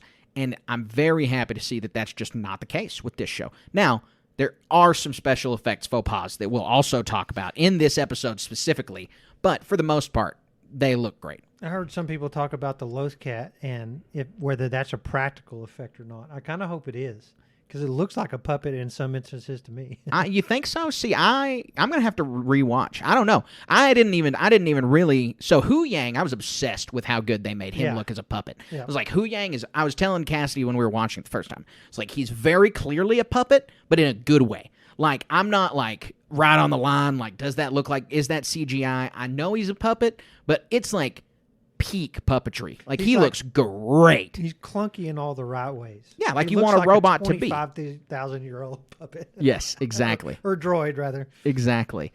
So we come to the scene of Ahsoka talking with Hera's hologram about how Sabine is still hard-headed, still bullish. She wishes she would have changed. And we just see Hera is so much more compassionate than Ahsoka. And this is the regular, not Jedi, family person versus the Jedi mentality. Hera's Sabine's mom. I mean, we know literally she's not Sabine's mom. We've met Sabine's mother. Presumably Sabine's mother is dead at this point, but we have met Sabine's mom, and we know who she is. But Hera is her symbolic mother. Right. And Hera, through every interaction she has with Sabine through these next 2 episodes, is a mother-daughter interaction, a mother-daughter relationship. Hera believes in her. She supports her. She knows the right things to say to motivate her. She is letting her know that she's there. She cares about her. when Ahsoka's not. Ahsoka's got this rigid, cold exterior, and you don't really know why, and you're left to question it as an audience member. Why would Ahsoka be this way, especially when we know her and Anakin's relationship was way more familial? Like, they had a joking, kind relationship, and maybe that's why Ahsoka had such a more rigid relationship with Sabine, is that she doesn't want it to end up like her and Anakin did. That she thinks the right way to do it is by putting up these rigid barriers, by acting like Mace Windu instead of Anakin Skywalker. And Carter, you're batting 1,000 today. I'm glad you're back. You're hitting all the best points on this stuff. Thanks. I And think- that one just came to me right Yeah. here. I think Mary Elizabeth Winstead looks the most like Hera in these hologram scenes. Well, that's not a good thing. Yeah, but just the way she's able to do stuff, it is what it is. It's what we got. So Yeah, no, you're right. It is what we got. And look, I don't want to say she doesn't look like Hera. It's very clear, and obviously not everything's going to translate. You couldn't find any actress that would look like a Twi'lek. Yeah, it's you're hard. absolutely right. They look like their own characters, like they did in Book of Boba Fett. Mm-hmm. Or you're trying to mimic a cartoon. It's not going to work. Exactly. It's a stylized animated show, and so that's a very important thing to remember. So in this scene where Hera and Ahsoka are talking about Sabine, Hera finally brings up Ahsoka's master. Now, Hera doesn't know anything about him being Darth Vader. She doesn't know anything about any of that. But by bringing her up, Ahsoka gets to give us, the audience, some exposition about how damaged Ahsoka still is from being expelled from the Order and from Anakin's turn to the dark side. Because she very clearly still blames herself for the rise of Darth Vader. She thinks that if she were there, it would have been different. Now, we as audience members know he had Obi-Wan, he had Padme, they couldn't do it. I don't think that Anakin's relationship with Ahsoka was as strong as his relationship with Obi-Wan or Padme. I think it's very strong. I think it's just a hair under those two relationships. But if those two couldn't do it, Ahsoka wasn't going to be able to do it either. This was just the will of the Force. Or maybe not the will of the Force, but this was just going to happen. It's preordained. Anakin was turning to the dark side. And so Ahsoka beating herself up about it is going to continue to be a theme until some form of resolution comes about. And I think it's just going to have to be through Baylan. I mean, Baylan knew Anakin. We know that from the trailers. And so some kind of resolution for her must come through Baylan, because I think, as far as we know, he's the only living person that knows that who Anakin was and knew about him during his time as a Jedi. Funnily enough, from the Thrawn novels, Thrawn knew Anakin, knew Darth Vader, and connected the dots that they were the same person. But I think that would be a stretch to put on screen. You'd have to explain a lot from some books that a bunch of people are not going to read. And so I think much easier it will be Baylan will help Ahsoka reconcile this somehow. And he's not going to help, like, he's not volunteering this, but through dialogue between the two, she will be reconciled to the fact that it was not her fault that he fell. Yeah, and we know that from the trailers. We haven't seen that in the episode yet. Again, it's going to be when the second episode since we've seen those other trailers, we're very thirsty for the third episode, or fourth, or whatever it takes to come to that resolution you just talked about. So now we go to Sabine unlocking the map, unlocking the puzzle, figuring it out. And she's looking at the hologram of the room that was provided to her, and this hologram highlights the three figures in the room, the three carvings that we had seen. And so I just want to talk about the number 3 is very important to this for some reason, and that's going to come into play later, because we see the 3 figures on the walls, and in my first reaction was the Mortis gods, because there's 3 of them, the father, the son, and the daughter. But then it could be something entirely different, and I'm only saying that because they don't look like the Mortis gods, they don't have to be connected, but I know that 3 is going to be, kind of. I mean, they've got the big, black, bulgy eyes. They look like Zepho to me also, and I don't think they're going to tie Zepho into this, but I don't think we can definitively say those are Night Sisters yet. But 3 keeps showing up. You have that little pointy 3-sided leaf symbol that keeps showing up on the floor of the antechamber for the Night Sisters, on the map ball. It's called a triquetra. It's from like Celtic mythology. It sometimes represents the Holy Trinity in Christianity. Like it's shown up a bunch in human history.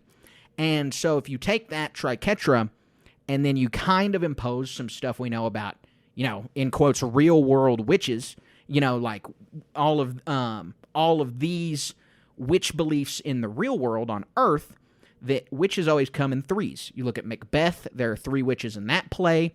That there's the number 3 is important to witches.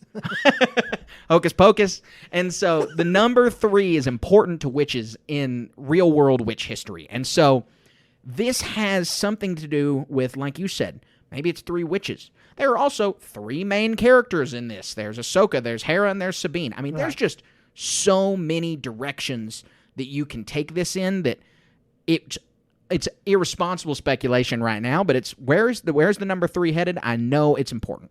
And even the bad guys have it. If you're looking at just the bad guy Force users, it's Balin, Marin, and Merrick, I think is his name. Not Marin, though. Shin Hati. Oh, yeah, Shin Hati. Well, sorry. No, I get it. We've been talking about Marin a bunch.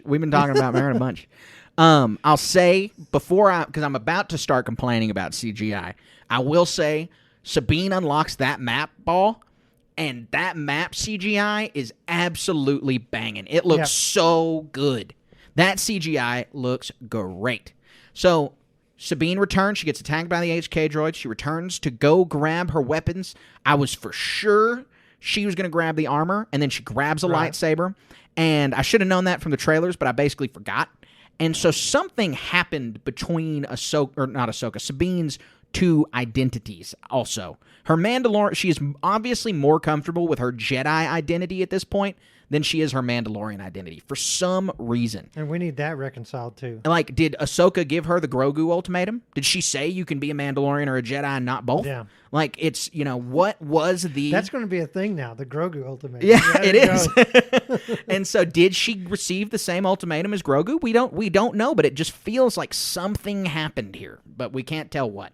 It really does. And so this lightsaber fight, it starts off and Sabine is just standing exactly like Ezra taught her. Mm-hmm. I really love that callback. Mm-hmm. And then there's been a lot of discussion online. You got to look at who Sabine is. She's a very hardened Mandalorian warrior. Mm-hmm. And regardless of what weapon she has in her hand, she should be hyper proficient with it. And she gets her butt kicked. Yeah, easily by Shin. So there's a lot of by essentially a Padawan, and so her equal by all accounts should be her equal. Well, yeah, or if not, you can make arguments 100 different ways that Sabine should be dominating this fight, but she's not. She's the one being dominated, and so for an in-lore explanation, obviously this Padawan is a very learned, very skilled individual. And she could, for all we know, excel at lightsaber combat, and that'd just be her forte, and that's why she's able to take care of Sabine easily enough. Mm-hmm, mm-hmm. No, you're right. And so you covered everything important about this scene lore-wise and choreography-wise. Now I'm going to use this time to rail against the CGI. The lightsabers look like crap in this scene. I was very, very upset when I watched this the first time. Look, I've said for a long time, for some reason, in the Disney era of Star Wars, the lightsabers look off. I thought they looked fine, and they look okay in the sequels, but in all of the TV shows, I don't think a lightsaber has looked correct in any of the shows. In Obi-Wan, they were like just super bright glow. They cast a huge glow onto everything. They fixed that. These lightsabers are not glowing like the Obi-Wan sabers did, but they still look fake. They look like glow sticks. Like they look like they're just fighting each other with physical rods that are colored. They basically might as well just be painted.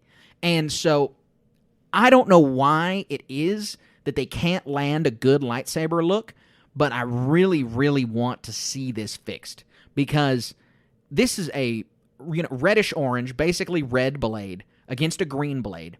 And so the benchmark, the standard for this lightsaber fight and the way it looks should be the Darth Vader, Luke Skywalker, Return of the Jedi lightsaber fight scene. Because those lightsabers look very good in that movie. And the way that they throw light, the way that they reflect on things, the way they spark, the way they clash, it moves and jives and speaks to Star Wars' visual language much better than this one, where it, again, just looks like they're bashing regular swords against each other that have light on them. It looks like any lightsaber that you can own as a real-life individual with the plastic tube, and they're fighting with those that have been with After Effects or whatever Disney uses to make them glow, as opposed to what was done previously. They had rods, but they were wooden with reflective material on them, so that they were, I think, easier to rotoscope or whatever it was. And so there's some sort of lost translation from film onto television. Either they don't want to spend the money or the effort on making these as good as they could. And, sometimes I'd think, is it because I'm watching it on a TV? But it's not, because I watch those movies on a TV, and they look fine. It's just, there's something wrong, and I would really like to see it addressed. And so I mentioned that at the beginning of Rapid Reactions. That was the low point, was this and some dialogue concerns. And again, that is not as big a low point as all of the high points. I mean, I loved this show. We would not be a good Star Wars podcast if we weren't going to be critical of the things that deserve critique. But for the most part, the show's just great. And that first episode hit all the right notes. It really did. Of course, it ended with the long trope of some heroes can survive being stabbed in the abdomen with a lightsaber. Yeah, I know. Look, some villains too. It's very inconsistent. I did not expect Sabine to get the tummy stab. I didn't think episode 1 we were going to get her with the stomach saber, the Qui-Gon special, but we did, and exactly right. Why do she and the Grand Inquisitor get to live? The Grand Inquisitor ostensibly has 2 stomachs, is why he got to live. Yeah. She is a human person. The exact same species as Qui-Gon Jinn. She got hit in the magic spot. If you want a character to survive an injury, they're either shot exactly where she was hit or in like the shoulder or the arm or something. Right, like that. right. And Qui-Gon's is straight through the stomach. Right. But I mean, come on, man. I get it. Yeah. It's fine. She can survive. I'm not that upset. But it'd be way more impactful if she was incapacitated by a limb being cut off. Right. And then she gets a replacement limb. Like it never happened, fine, just like Luke, just like Anakin. The stomach is just such a story. Exactly. The stomach's just such a bold way to go. Like you don't lose anything when you get stabbed in the stomach, so it's not like losing a hand. It's not like you have to emotionally grapple with that. We saw her stomach is essentially just healed. And so it was just weird. It was just an odd call. Right. And like there's other factors too, like Shin could have just moved slightly to the right and bifurcated her, cut her in half. Yeah, why'd she leave it at where, there's definitely a chance she's going to live. Yeah. She had a couple seconds, she could have killed her. Yeah. And then it begs the question, like you said, why don't they just cut off a hand? Why don't they? And even then, it doesn't require that much. There's so many examples of Finn. He gets swapped across the back. Granted, he's incapacitated for quite a long time, but he's back to 100%. There's so many other characters that get tapped in the arm or tapped in the leg, and Mando, he did it to himself. Right. It's who are incapacitated by a lightsaber that isn't I'm not smart enough per se, but it feels to me like a storytelling faux pas that if you want somebody to be injured by a lightsaber, a tap or a scrape is the way to do it. When you pierce somebody such as this, it unless you're from Utapau, I guess once is whatever, because it's an alien. A human in the magic spot, you're crossing some lines there. Yeah, like it's a narrative inconsistency clearly, and what I'm sure it chalks up to, honestly, is creative freedom. That they want the people making their own stories to be able to say, oh, she gets stabbed in the side. There's some executive or some creative like Pablo Hidalgo is not going to get into a fight with Dave Filoni over where she gets stabbed. But not even just Dave. I mean, I don't think they'd get into a fight with a comic book writer or just, some random person they hired for a short story.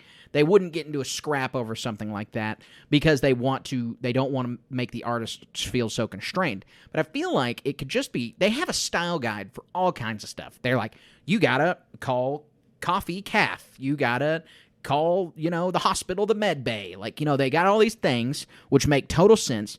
Like, why doesn't the style guide just say, look, if you're going to give someone a lightsaber injury and it's not a character-shaping moment, then you just slash them across the side or the back, like you just said. You don't stab them in the stomach because of X, Qui-Gon Jinn. You don't cut off their hand unless you want it to be this massive character moment, because that's what that symbolizes in Star Wars. Like, obviously the Wampa had a huge change of heart after he got his arm cut off. But for real, that they could have some kind of style guide. And I don't know if I'm actually advocating for that, but it's interesting that the narrative inconsistency might exist. It's like interesting that there's this much conversation about it when there shouldn't be. Yeah, well, exactly. Yeah, I mean, you're right. I mean, we're talking about this because it's worth talking about, but it's kind of weird that it's worth talking about. So she gets the tummy stab, and then we get the new credits. The credits aren't bad; they're fine. I don't have any real critique against them. I was just a little bummed to not get the Mando art piece credits, because this show would really be they exist. They do that for all these projects. Yeah, you're right. They're you're out right. there. They will be released in an art book. This one also had the homage for Ray at the end for Ray Stevenson. Yes, and yes. It's such a shame that he's gone. And I don't even want to speculate what's going to happen with the Bale Skull character. Yeah, we'll just have to wait and see. Episode 8 will tell us something. I mean, it might not give us the answer, but it'll tell us at least something. Well, if this is a George Sabath analog, it's going to be cut short, and that's going to be sad. So the credits, they reminded me of star charts. That's what they're supposed to remind you of. They reminded me of old boat maps. They look like that. The credits look good. I don't have anything to say on them. They're just not the Mando credits. The second episode opens the same way all the Disney Plus shows do, with the helmets no longer all red. It's back to the normal intro of red, blue, red, blue. And so that really just shows us that the red at the beginning plus the red crawl was to really set the tone that I think this show is which show? It's Night Sister show. Like, it's not, obviously it's Ahsoka. It's about her, but there's going to be an underlying narrative. We are about to learn a ton about the Night Sisters over these next 6 episodes. I mean, we are going to get a massive, full, extensive background of that entire society. I am confident of it because of the tone of the music and the colors and all of that. It's going to, the number 3, I mean, this is going to be about Ahsoka and Thrawn and their conflict. There is way more, and nobody on the face of the planet who wasn't literally involved with this project was going to be able to predict how much the Night Sisters are going to influence the rest of this show. Can't wait. It's going to be super cool. It's going to be super cool. So we see Ahsoka in the med bay with Sabine after she gets her tummy stabbed. And Ahsoka is ice cold with Sabine in this. She just got hurt. She wakes up. Well, imagine the effort Ahsoka went through to get that map, and expressly told her not. You got to stay here. Yeah, it is understandable. It is understandable. But she got attacked. I mean, it's not like but Ahsoka knew that it happened. So you're right. Ahsoka is justifiably upset, but she is still ice cold. She's super cold here.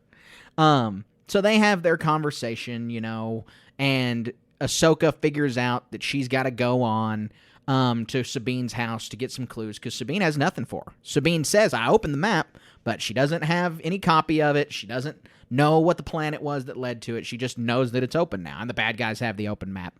And so this obviously frustrates Ahsoka, and she kind of leaves in a huff. And that's just really all that we got out of this first scene, is that they are not in a good place in their relationship. Right. And then we get the pan over what I have been calling Sleepy Hollow Planet. Yeah. And we finally learn the name to Sleepy Hollow Planet, and that is Cetos. Yep. And so getting this pan down over it, we finally, that's all I've been calling it, because it looks like Sleepy Hollow, obviously. And so it's nice to finally put a name to the planet, as you would say. Yeah, I would have bet Dathomir like the other side of it and lost. Right. And so we see on Cetos the Dathomirian witch portal to another dimension.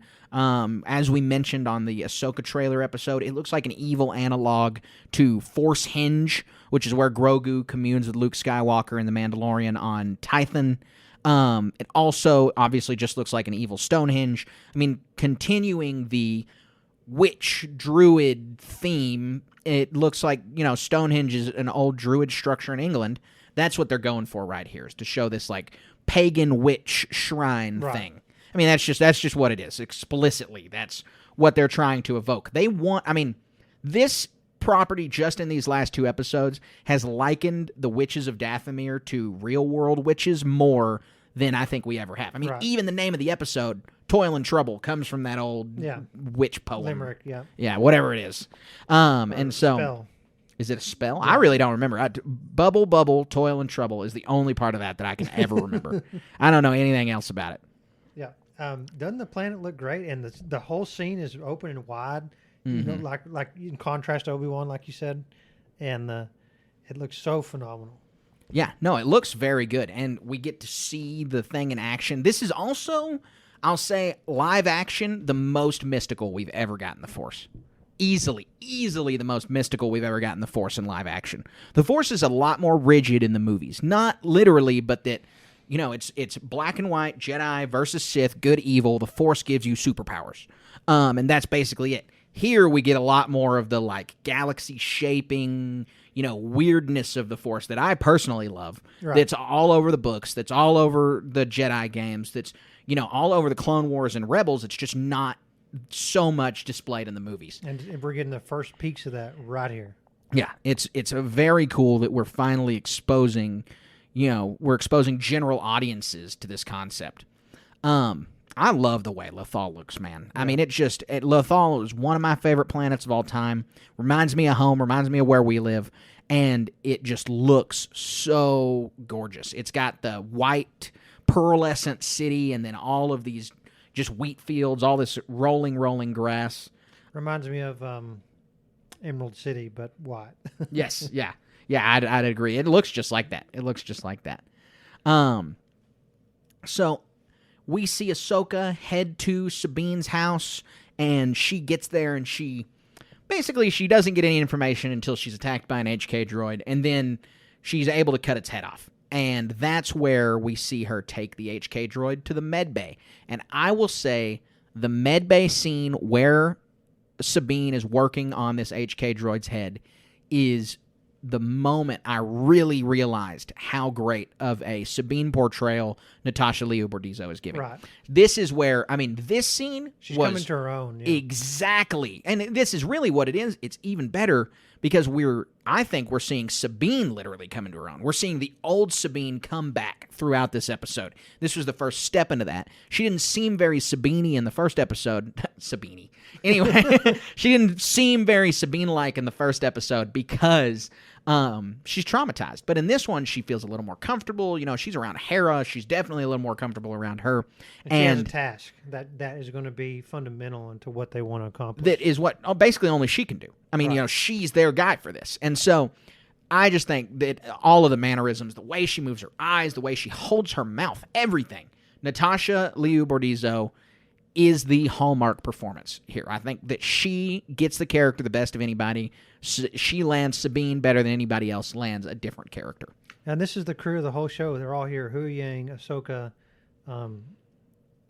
Sabine, and Hera on hologram. Mm-hmm. They're all together, I think, for the first time here. Really cool. Right. And really cool what she does with this droid head. They figure out where this is the next clue and advances the story to Corellia. And I am so excited to go back to Corellia. Yeah, I am too. And wasn't this the way they did this scene so just felt like Rebels? Like this of a few things feels directly out of Rebels, and that there's like this small crisis. The only thing missing is Ezra smarting off the side, you know? Yeah. Yeah, just Zeb and Ezra telling her she can't do it and she's going to kill everybody. I mean, that's all that they're missing.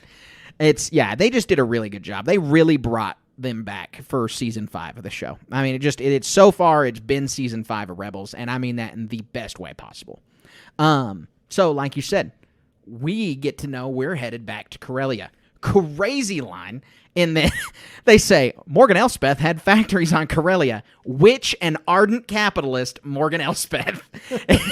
It's just nuts. But so like you said, we get to go back to Corellia, and I'm super excited because the only time we got Corellia was in Solo, and that's just not something I ever pictured was going to be threaded together with Ahsoka. We had no idea from the trailers. We knew it was some industrial planet, but in so many cases they make up some other places to go. Like Dayu or Cetos or whatever. Right, exactly. So we then go back to Cetos, like you said, and we get to see Elspeth kind of display the map's potential and what this hinge we'll call it, this Dathmerian witch shrine. We're watching this again. There's a Purgil in one of these scenes. Did you see that? I did not see that. I'll do my best to pause it, but go ahead and continue. So the Dathmerian witch shrine that we see, Elspeth is showing it off to Balin and to Shin, because the Jedi just have a much different relationship than the witches with the Force. Yeah, it is. That is. You're right. That galaxy is surrounded by Purgil. That is super cool. That is a call that I did not see. So we see the witches, the way that they interact with the Force is totally different. It's a lot more ritualistic. It's a lot more like spells. And so Balin is, although he is adept in the Force, this is definitely a new thing to him. And so she gets to talk about Balin gets to say, this place was not built by the Jedi. And Elspeth says, by an ancient people from a different galaxy. And so my first question is, Colin, do we know who built this? So later in the episode, Ahsoka calls this a Dathmerian witch stronghold.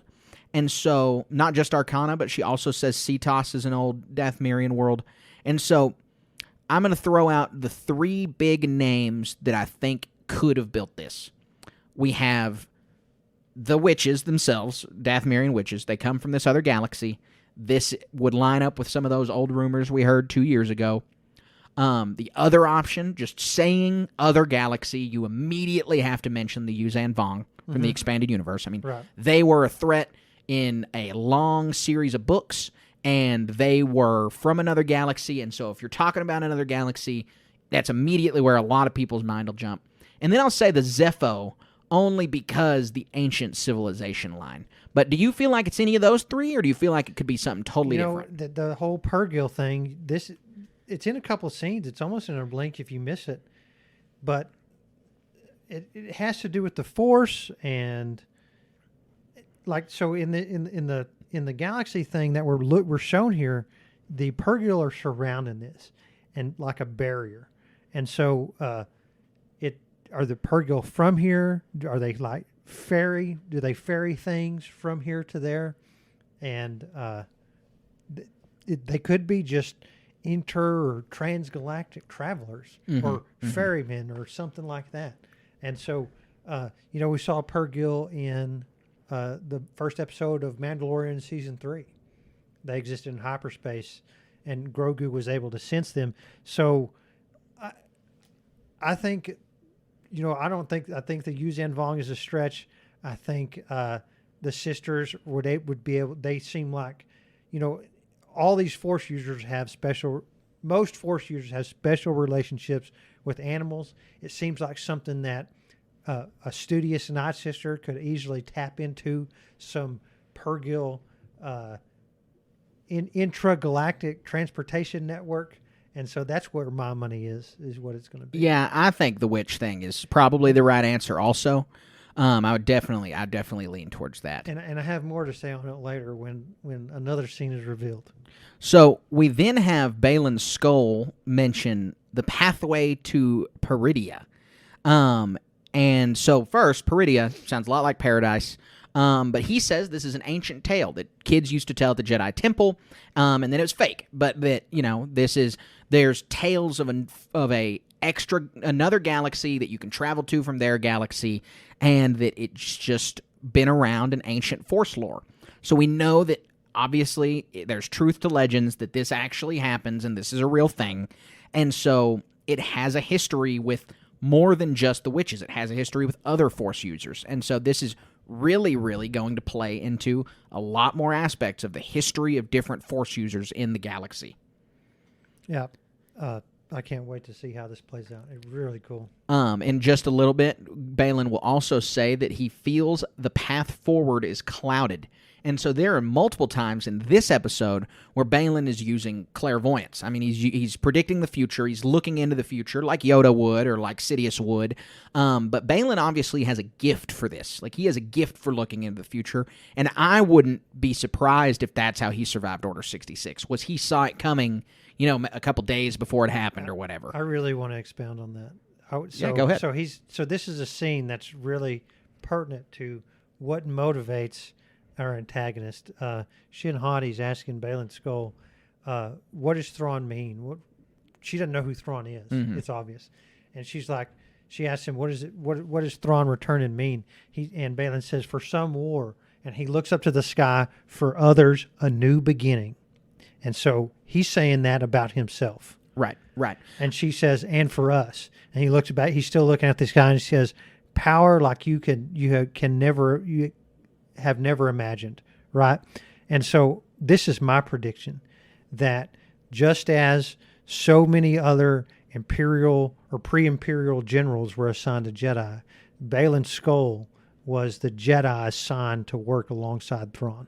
Thrawn didn't serve the Republic, though, so he wouldn't have been assigned to work was he aside not? Thrawn. No, Thrawn wasn't around until the Empire. Or maybe he showed up. Thrawn wasn't around at all. Do we know? Yeah, no, Thrawn enters... Yeah, we do know. We know for a fact that Thrawn enters the known galaxy during the Clone War. He interacts with Anakin Skywalker on one mission, but Thrawn then returns to the Chiss Ascendancy and then comes back after the Empire is established. So Thrawn was not a galactic citizen under the Republic. On some level, because Baylan Skoll is so enthralled with Thrawn and this ultimate power, he knows what Thrawn is capable of and done or whatever. There's some, and then he disappeared at the end of the Clone Wars, clairvoyance, all this other stuff, that like you're saying. So I think he knows who Thrawn is on a personal level.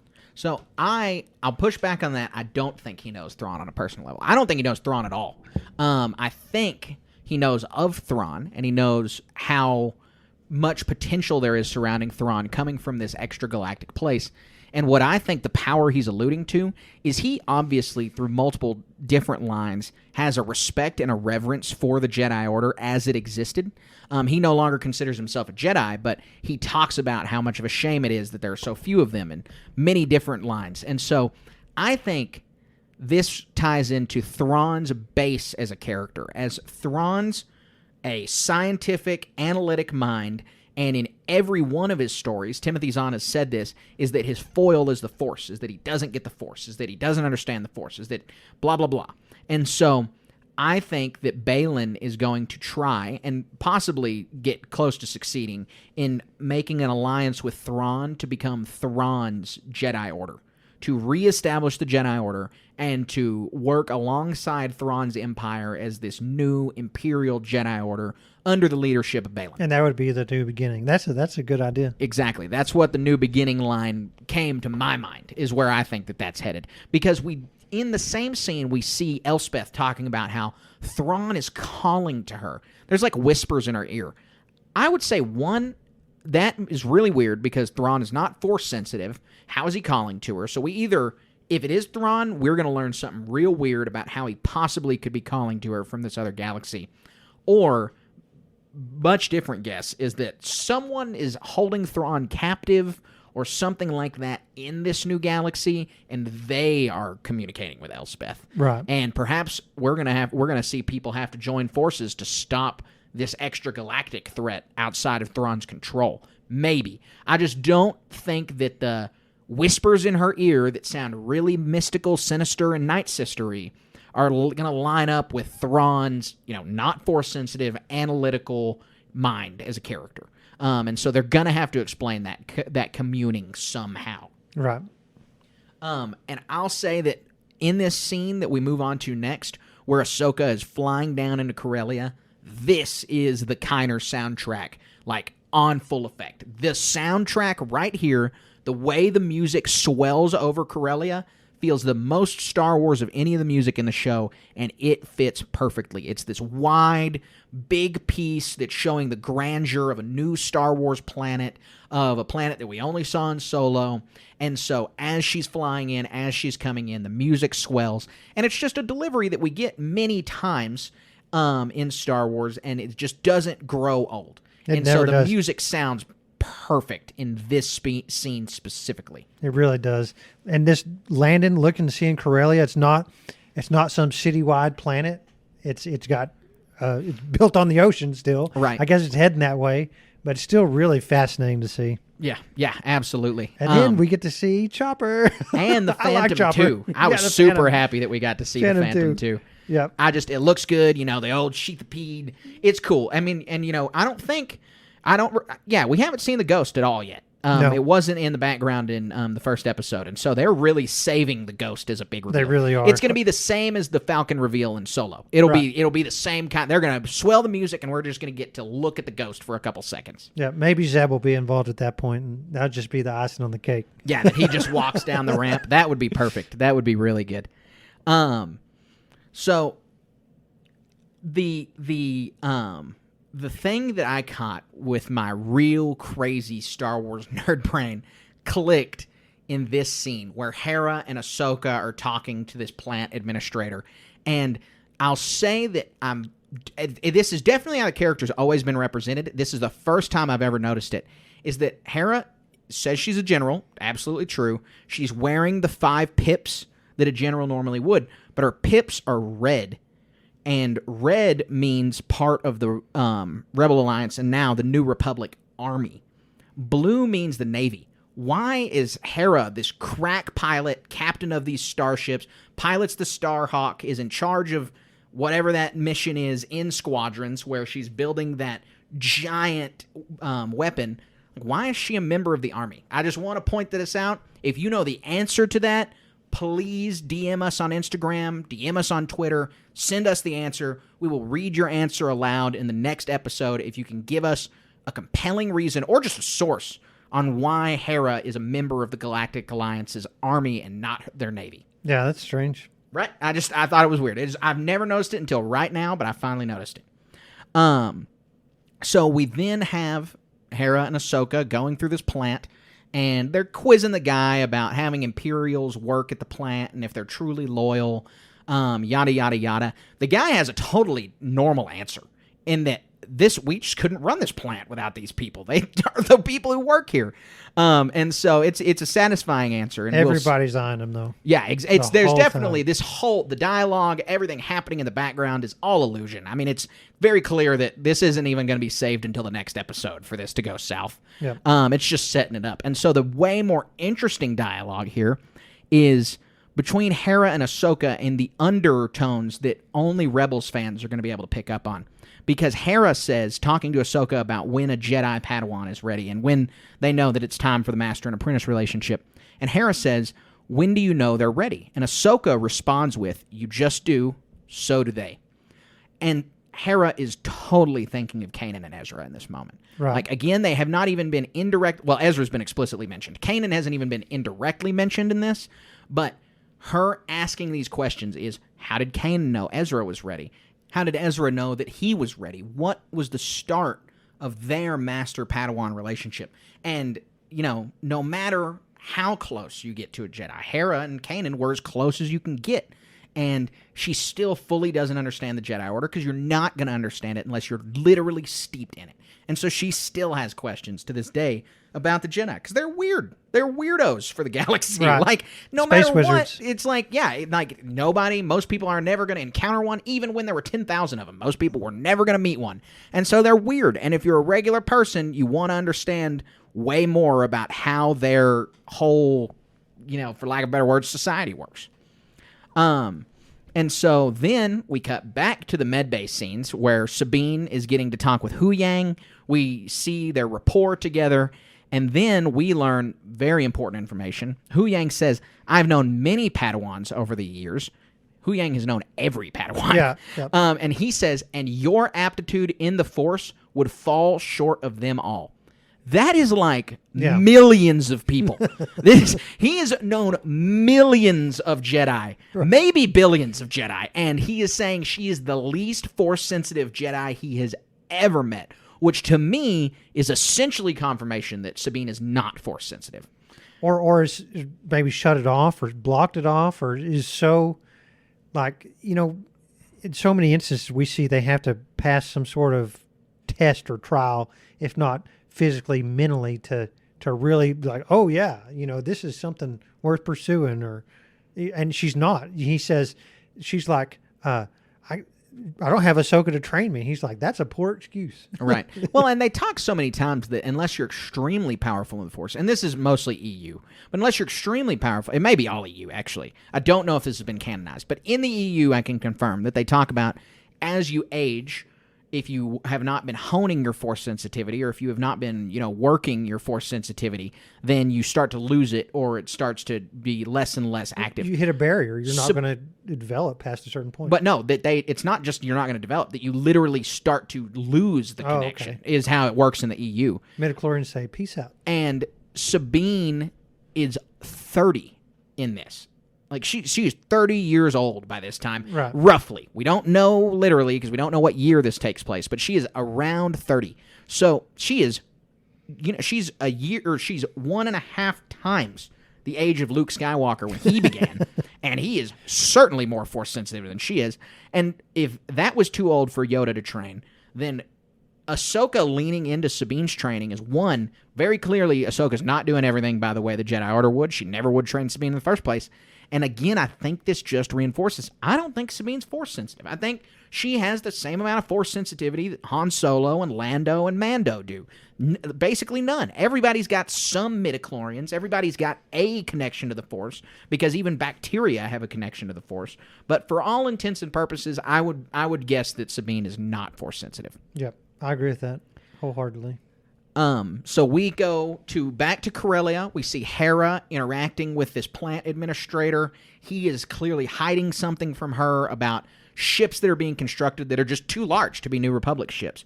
Hera wants to know. Cores. Yep. She is in there asking a bunch of questions about why it's classified.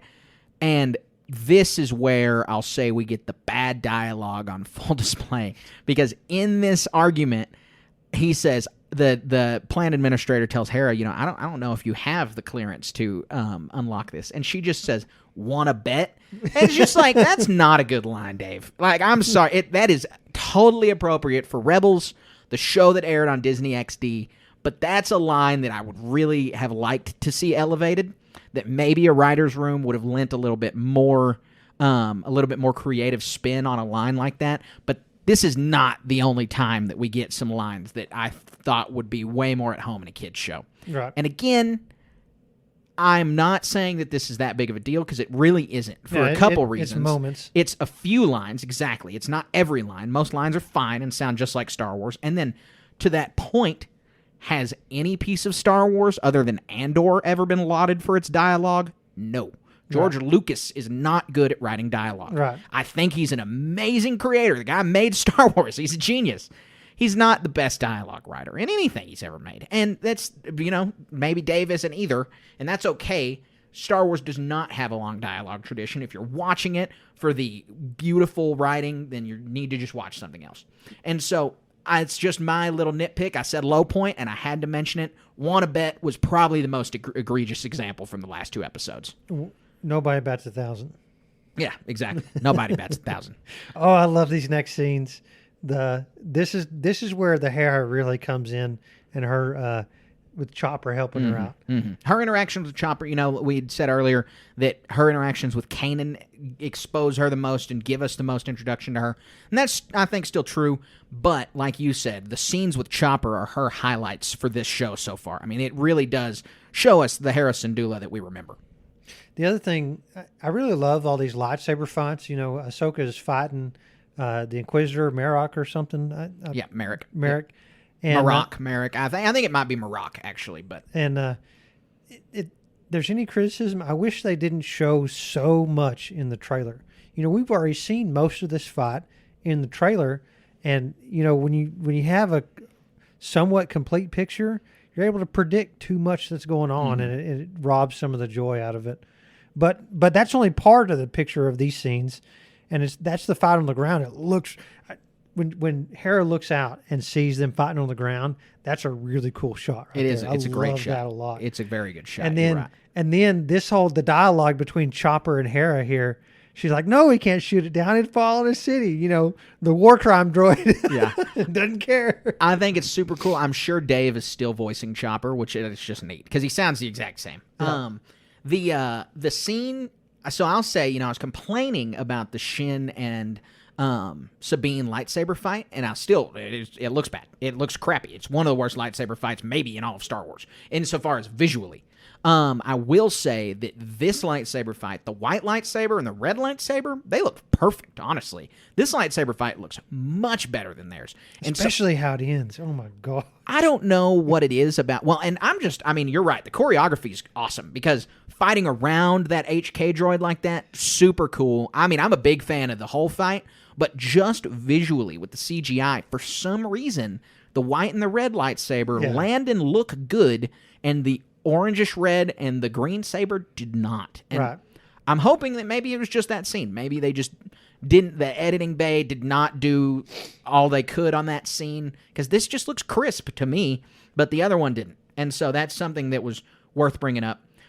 Merrick, after these 2 episodes, total mystery still. Absolutely no clues about this guy, no dialogue from him, barely any reference from other characters. He just is a guy who's around. Snake Eyes from G.I. Joe. Exactly, yeah, so far. He transitioned to Star Wars, and there you go. Yeah, and so that's exciting. I'm happy that we have such a giant question mark around this guy. I hope he doesn't end up just being some generic muscle they needed. They need to justify. Yeah. He's an Inquisitor after the Empire. What happened to this guy? But taking orders from all kinds of people. He's pretty much the lowest guy on the totem pole, if not equal with Shin. It's just very clear that he is not in charge. And so what has led him to this point? Yeah.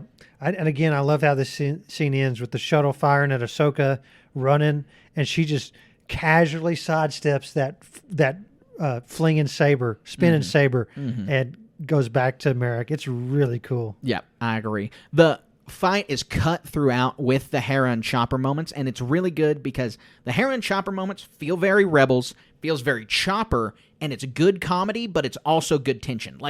It just cuts the serious lightsaber battle with this good levity and dialogue, but also very serious moment, and shows Chopper at his heroic best, while still cutting it up. So I just thought they really nailed this scene tonally completely. Feels exactly like Rebels. Yeah, Top Gun in space almost. Yeah. Really cool. You're absolutely right. So after this, we get the good news. They were able to put the tracking device on the ship. And then we get cut to Sabine, who is getting ready. She's getting ready for war. It's time to move on. She's healed up. Her conversation with Hu Yang has galvanized her. I was happy to see the armor come out. I'm glad we got through the premiere and we got to see her in the armor.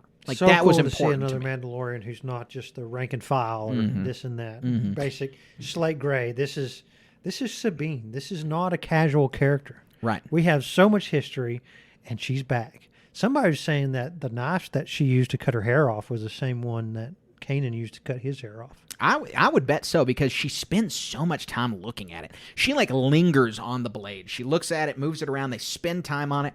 And for an audience member, it has to have some kind of significance for how much time they spent on it. But I couldn't place it. I don't know why. This doesn't. Maybe it's just the knife she always had on her armor. But I was like, that's not. It's not like this was a special knife from Rebels. But if it was the one that Kanan used, then yeah, it absolutely is. And as a knife enthusiast, that is a serious knife. Some person, some knife smith, some bladesmith spent some time on that thing to make it as authentic as they could. It's not some prop. It's not some joke. Maybe it is a prop. I don't know. They usually make several of these things, but I hope there's somebody who gets a license of this thing and makes one. I want to own one. Yeah, no, it would be a really good prop replica, but not a replica, like a real knife. Yeah, because that'd be so easy to make a real knife look like that. It is just a knife, but it looks super cool, and you could be like, this is the Star Wars knife. Right. I don't think you're going to buy it at shopdisney.com anytime soon. But Probably I not. would. Yeah. I know we have a couple people who follow us on Instagram and listen to our podcast who are prop makers. They go and do replica props. So if you're a bladesmith out there and you know how to make one of these, let us know, because you got 2 customers right here. Right. So we see the haircut, obvious parallel to Kanan cutting his hair. We talked about this at length in the trailer because this was in the trailer video. And so Kanan cuts his hair in the episode that he passes away in Rebels. And so it's just a really good little connection for Sabine right there. Like I said, I'm happy to finally see the Mando armor coming out. And I'll think that the timeline placement of this, they might be avoiding it because they will need to address, in just a line of dialogue, but they will need to address Sabine's like status with Mandalore, her family's status. Like, is Mandalore still glassed? Like, is Ahsoka going to tell her about this guy named Mando? Is Ahsoka going to tell her that Bo-Katan's still kicking around? Hey, there's other Mandalorians. You know, we go hang out with those guys. Yeah, so they need your help. The timeline here is just important enough that I really want to know where that is. Right. So we see the scene of Ahsoka arriving to Sabine on Lothal, and it is an obvious, direct... It's either a parallel or recreation of the scene from the epilogue from Rebels. Everyone knows about this. It's been talked about for weeks and months. Is this the same scene? Is this a parallel scene? And we don't have a definitive answer, but I'm more comfortable saying it is a parallel scene now and not the exact same. Because I think too much has changed from the way it looks. And we already know that Ahsoka and Sabine tried the Master and Apprentice thing the first time, and it didn't work out. And so I really think that the epilogue from Rebels is that first time when it didn't work out, and this is the second time, is my guess. Sounds great to me. You don't have any disagreement on that one? No, no disagreement at all. Well, the thing I want to say, that the whole mural thing is like, it's kind of like, I don't know the right word exactly, but this was a cartoon and now it's a live action TV show. That mural that's the cartoon characters on there. That's what they were in the past. And so now she's progressing with Ahsoka on this new journey and reunited most of the crew. We know Zeb's out there. Hopefully he's going to show up. In fact, I'd bet money on it. And then I bet if we're going to find Thrawn, we're going to find Ezra at some point too. Yeah, anyway, I know you got more to say. That's my point. No, I absolutely agree. And I don't have any more to say about this scene. I mean, obviously, like you said, it's cartoon stylized. It's an art choice. Real life art exists that looks like that. I mean, it's just like a real person can Sabine paint something that looks cartoonish. Yeah. Sabine would draw exactly that way. And so there's just been a bunch of complaints about it, and I don't think that they're valid. So we get to the final scene with the bad guys on the Eye of Sion. And, I mean, you got to agree that the Eye of Sion is clearly it's a hyperspace ring for the Chimera. Yes. Yeah, high five. We're on the same page. Exactly. That's clearly what it is, right? It has to be. That is what the Chimera cannot cross through these galaxies without this ring. And so we're going to see probably not Episode 4. We'll see Episode 4, the Chimera dock into the ring. I'll guess. Yeah, it has to but be. It is very clearly a hyperspace ring. I mean, there's nothing else it could be. Right. It very looks cool. just like the one from Attack of the Clones. Hyperdrive, or we doesn't look like that many, but that's how many they said they had made in the shipyard. Yep. And so we see them fitting it together, real reminiscent of the end of Andor Season 1's Death Star scene, just real reminiscent of anything to do with the Death Star, because it's another massive, not super weapon, but a massive, mega project. Exactly, mega project in space. And I want to know where they get all the resources for this. Again, something we're going to have to address is Empire, Imperial Remnant to First Order transition. How does that divide? How are these resources split up? How are they able to spend so much of these resources on this giant ring? And there's a contrast in technology between Imperial and just general Star Wars hologram stuff. Hologram tech is the most overt here because stuff rises up out of an emitter. This one cascades or descends from the ceiling in this like flowy essence type thing. And it has a more green hue to it. And even just the surroundings here feels, for lack of a better term, more advanced somehow. It has more polish to it.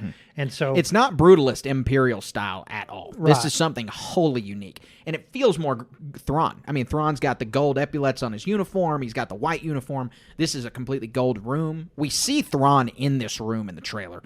So this also leads me to believe either next episode or the 4th episode we'll get all of the trailer addressed. But we see all of this together.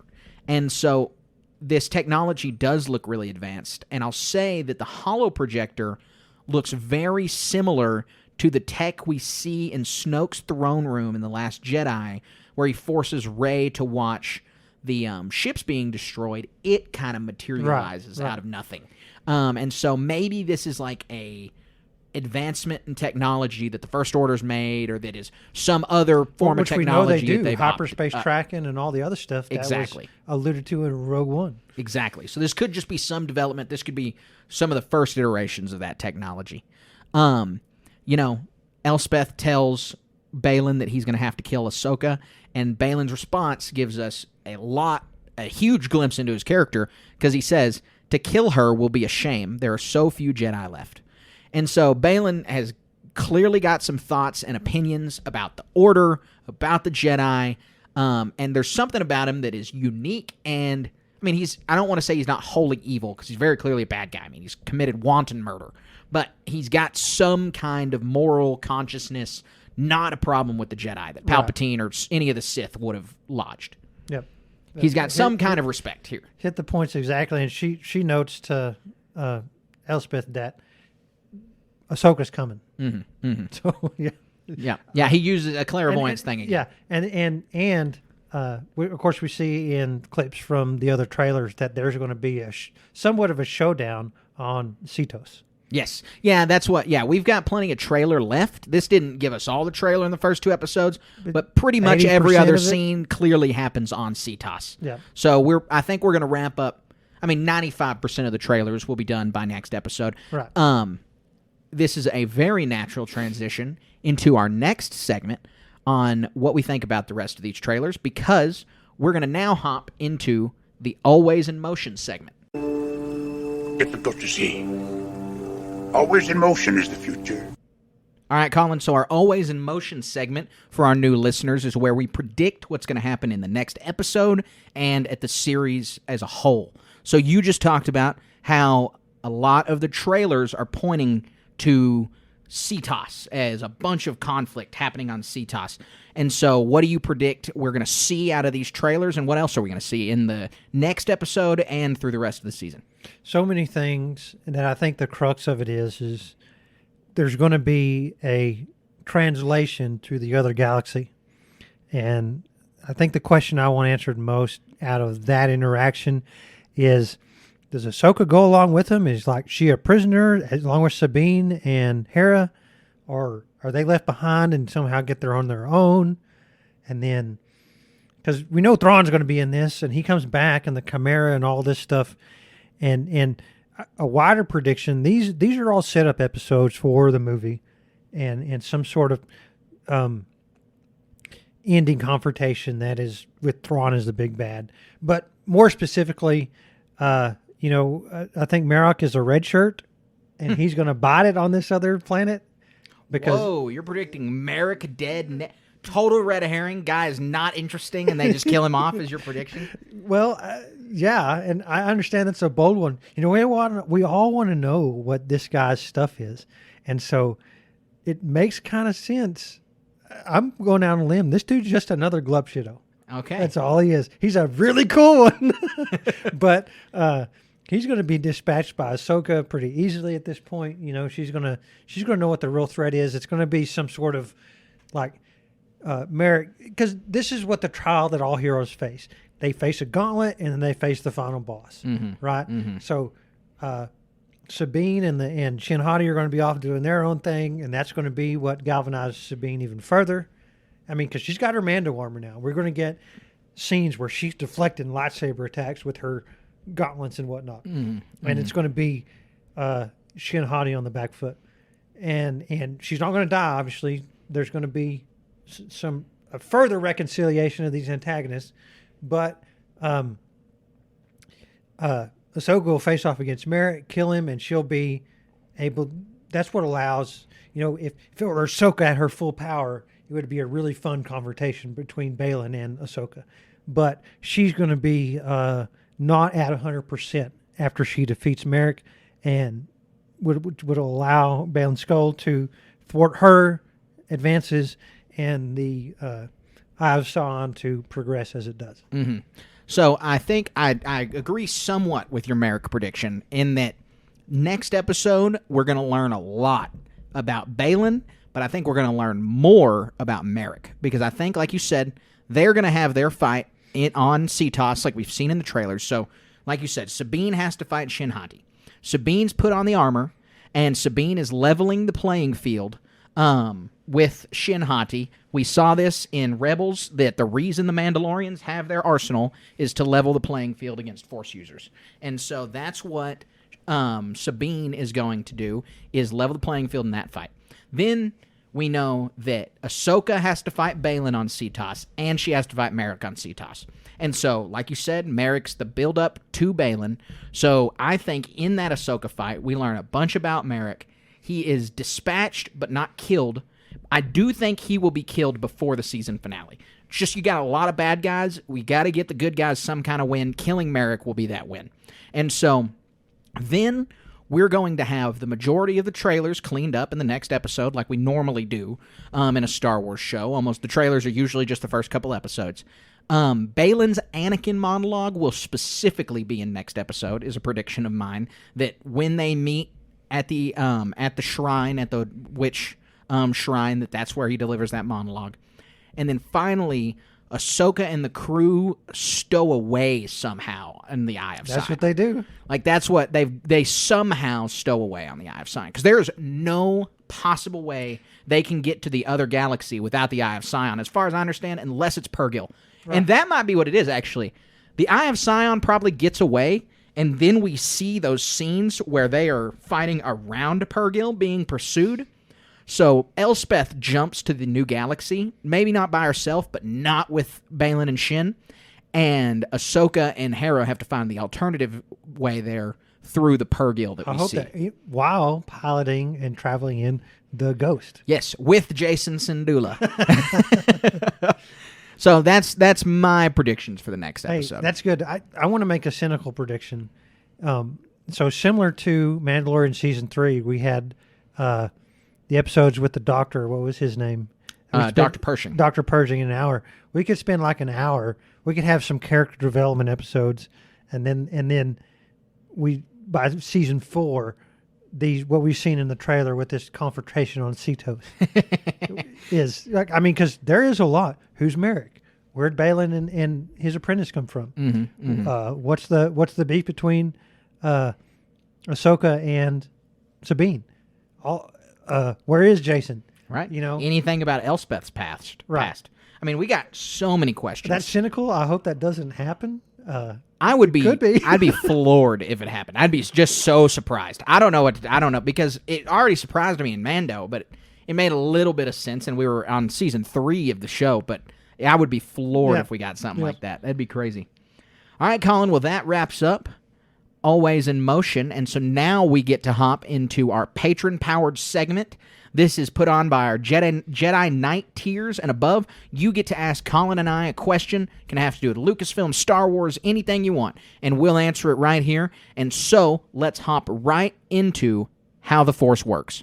That's not how the Force works.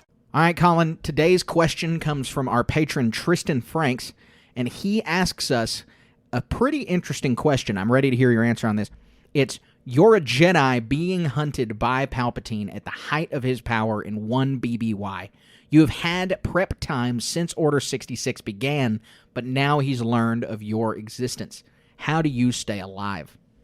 So, gosh, prep time in 1 BBY.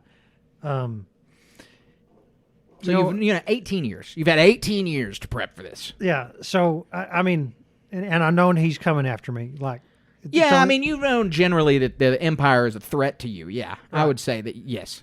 So I mean, there's so many tracks with this, and I mean, what's fun about the Star Wars universe is that you basically get it's a blank canvas of what you want to do and what you want to accomplish to do all of this stuff, and so we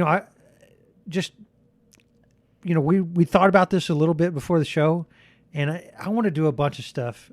Like, I want to have a whole network of agents that are like creating rumors about where I'm at, that are just across the whole galaxy. And the goal is to create this plant a seed of distrust or plant a seed of confusion and kind of cloud some judgment of where Palpatine would be. And then like the prompt says, he knows where I am and he's coming after me. So, this is the master manipulator. There's some precognitive stuff going on. And so that's what the network of agents is to, kind of create that. Well, so ultimately, I want to create like a honeypot, like a lure or something, and I would be there, but I want to have like some ultimate traps, like maybe some maze or a labyrinth or something that is going to otherwise weaken him or impair his abilities somehow. Right. And so, and then, being that I had enough prep time, hell, I could have a whole army, and what in so many of these cases, like there's a famous scene, where Darth Vader is crashed amongst a whole slew of rebels. And so that's what I have in my mind of what I want to have Vince Palpatine. But this guy's a Force user, and Vader can do this where he activates all their grenades and blows them all up. He could do the same thing. Palpatine could easily do the same thing. It would be rote to him, whatever his capabilities are. But, kind of taken back to some other fictional media I've seen, I would want to do stuff that is counter to what, something that's so far out of left field that he's incapable of doing something like that. So maybe dump a bunch of water on him, and where once he was on solid ground, now he's mired in quicksand, and it could be that because this is a final confrontation. Obviously it's the Emperor. I'm probably going to lose no matter what. But have all my guys. He's all these seeds of doubt. He's mired in quicksand, and then shoot arrows at him, and maybe there's enough that can get her. They're used to blaster bolt deflecting with sabers, or lightning being shot out from here or there, being deflected or whatever. And I understand that Force users can stop physical objects from hitting them and stuff, but not a bunch. Even Obi-Wan, previously in his show, he had Vader throw a bunch of rocks on top of him, right? And so enough of this. I think I got this from the one of the Wolverine movies. They capture him. All these arrows have ropes attached to them, and they're able to capture Wolverine that way. I would want to capture Palpatine and incapacitate him, and surely after this much prep, I can find some sort of like an Islamari type thing, and something that neutralizes or otherwise contains the Force, some sort of shield or energy field that his capabilities can't exude from, that would just put him in containment, right? And so that's my plan. Yeah, way more thought out than mine. It sounds like you are totally going to survive longer. And so in this question, it's 1 BBY. You only got to survive 5 years. And so my thought, and you don't know that at the time, but my thought, knowing that, is that I am going to dedicate these 18 years to finding a hidden planet. I only got to get lucky once. I got to find one hidden planet. Whether that is Lyra San, I'll go find me a Lasat, and I will make friends, and I will head to Lyra San. Or whether that is Tanalore. Like, I am going to dedicate these 18 years of my life to just getting away to where Palpatine can't get me. I'm just going to go somewhere he cannot get to. And that is my only plan. I took the inspiration for this from our RPG game that we do. We do a Star Wars RPG over on our Patreon, and our characters are explorers. My Jedi is just going to wholly become an explorer looking for lost planets. I am immediately going in that direction because I think that's my only chance of surviving Palpatine and his vast Imperial resources is get where they can't reach you. I think that's the answer. Hey, that's a good idea. So, Tristan, thank you very much for the question. We appreciate it. We obviously had a lot of fun with this question. If you're listening to this podcast, you're a regular listener to it, and you want to subscribe to our Patreon, you can head over there and do any tier, Jedi Knight or above, and you will get to participate in how the Force works. And, you can ask as many questions as you want, and we'll keep answering them. So head on over to patreon.com/Star Wars Station and check it out. Colin, our next segment, we got a few stories to talk about. None of them related to Ahsoka, actually. These are all different Star Wars properties that we're going to be discussing, and we're going to be talking about them in the HoloNet News. You made the HoloNet. Thanks, Sabine. We got 3 stories today on the HoloNet News. Each one, they're all, none of them, well, sometimes we got some bad stories on here. Sometimes we got some sad stories on here. This time, we've got, I'll just say, some interesting stories because they're not all a foregone conclusion. The first story for us to talk about today is that the VFX supervisor for Andor, Scott Pritchard, sat down and did a really long interview with the LA Times. I would suggest anyone goes and checks out that interview because it was pretty interesting, especially if you care a lot about VFX. And if you're a Star Wars fan, the likelihood of you caring a lot about VFX is pretty high. And so he just discussed a lot of the creative decisions around Andor. And so I'm going to just talk about some of the highlights from the interview that stuck out to me. But one of them was that he said they did not want to do high science fiction for Andor. They did not want to do the prequels with these giant metropolis sweeping shots. They didn't want to do the Asimov stuff. They didn't want to have this big, grandiose science fiction. They wanted to get more down in the street level. And so they did like Art Deco materials for the buildings on Coruscant. They did ways that if you were to look through the windows of the buildings on Coruscant, you would see another building right away, or you would see one on the horizon a mile away, and it just gave the city some more lived-in depth. They said they didn't want to spend their time illustrating how Coruscant is this giant ecumenopolis. They really wanted to get down on the people actually do live here, and society does actually happen on this planet as well. Haven't they done such a good job with that? Yeah, they did. I mean, just seeing this guy articulate that and put this into words, I thought was super cool because I totally agree. I think they absolutely accomplished that goal. Yeah, and then last season with the phenomenon, the space phenomenon, where they're escaping. The eye. Oh man, it's great. And yeah. I mean that's one of the highlights of the series when it comes to the VFX. It's if not the and just all these little treats that we get, and Andor is it's not high science fiction. It's got it's got these elements that make the universe look lived in, exactly like you said, and make the universe extremely dangerous with the sci-fi feel. Because one day you're robbing a space bank, and it's this really cool thing, and the next thing, this 7.5 foot tall droid is picking you up and oppressing you, right? While you're just walking on the beach, and so it's these elements that make it feel quote unquote real. Yeah, right? I absolutely agree. I totally agree. They did a lot of other stuff. One of the other highlights I want to mention in the interview is this one was crazy, and so he says that at the very last scene of the season, where you see all the robots placing what they were making in the Narkina prison on the Death Star, that at the back of the shot there's a wall, and along this wall is the identical shape and panel placement to the trench from A New Hope. Oh, and my so goodness. that is the trench from A New Hope. So we need to go watch that. Yeah, exactly. And they got down to the detail to show it identically to how it was in A New Hope, that's just so I'm glad he astounding. told us that. Would we have ever figured that out? Oh, I my I goodness. wouldn't have. I certainly wouldn't have. And then at the end of the interview, he definitely pays some homage to Colin Cantwell, who was the design artist behind the first X-Wing and the first Millennium Falcon and the first TIE Fighter. And so, they put one of his designs for the Star Destroyer finally in Andor. It was the Arrestor Cruiser. Yeah. They called it the Cantwell class. Yeah. It looked great, and he just talked about how great it was to be able to use one of those first concept designs finally in Star Wars.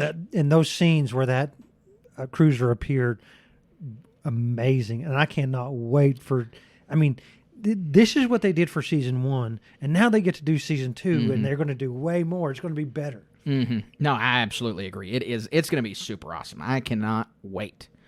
So now we're going to transition to another show. This one hasn't come out yet. This one is the Acolyte. Tons of buzz around it, obviously. We're supposed to get it early next year.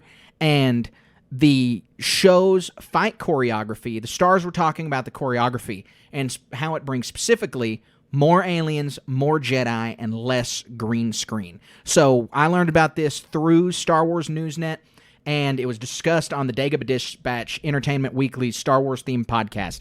And so the quotes from this are really exciting because they say that if you really liked Fights from the Phantom Menace, you're really going to like this show. They said specifically, if you loved that sequence with Qui-Gon and Obi-Wan and Darth Maul, So, like, I people think getting you're going cut to in enjoy half? this show.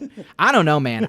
They've talked about how this will be the most Jedi we've ever seen on the screen, how there's going to be big, epic fights. I mean, this show has morphed into what I thought was going to be kind of a thrillery, underground, like kind of an Andor, but with more Force elements, to like a Game of Thrones kind of show from the way these guys are describing it. Yeah, that sounds really fascinating. And I mean, you got a Wookiee Jedi in this, and that dude's going to be powerful. So you know something cool is going to happen. Mm-hmm. And I'm really excited that they said there's not, for the fights, not a lot of CGI. They said most of it's practical. And so that's super exciting, just to That's amazing. understand. But it is amazing, like you mentioned, the Wookiee people in costumes. Like, Right. how practical are they going to be able to get with people in makeup and costumes? I want to know. We haven't gotten to see it in Ahsoka yet too much. I want to see Hera do some physical fighting because I want to see how good the costume is going to stand up. Right. Ahsoka's is very clearly stood up. I mean, that costume looks fine, looks good in motion, looks good out of motion. The Looks like Leku Ahsoka move fighting. naturally. Yeah, exactly. And so I'll be interested to see if Hera's can stand up and how far can they push the non-human costume standing Well, up even to a then, fight. can you imagine the cool fight scenes when we get to see Sabine going through and kick some butt? Mm-hmm. It's going to be great. So the next piece is just a little bit of news that we've gathered it's I want to say one of these is disappointing, but it's not, because it's not surprising at all.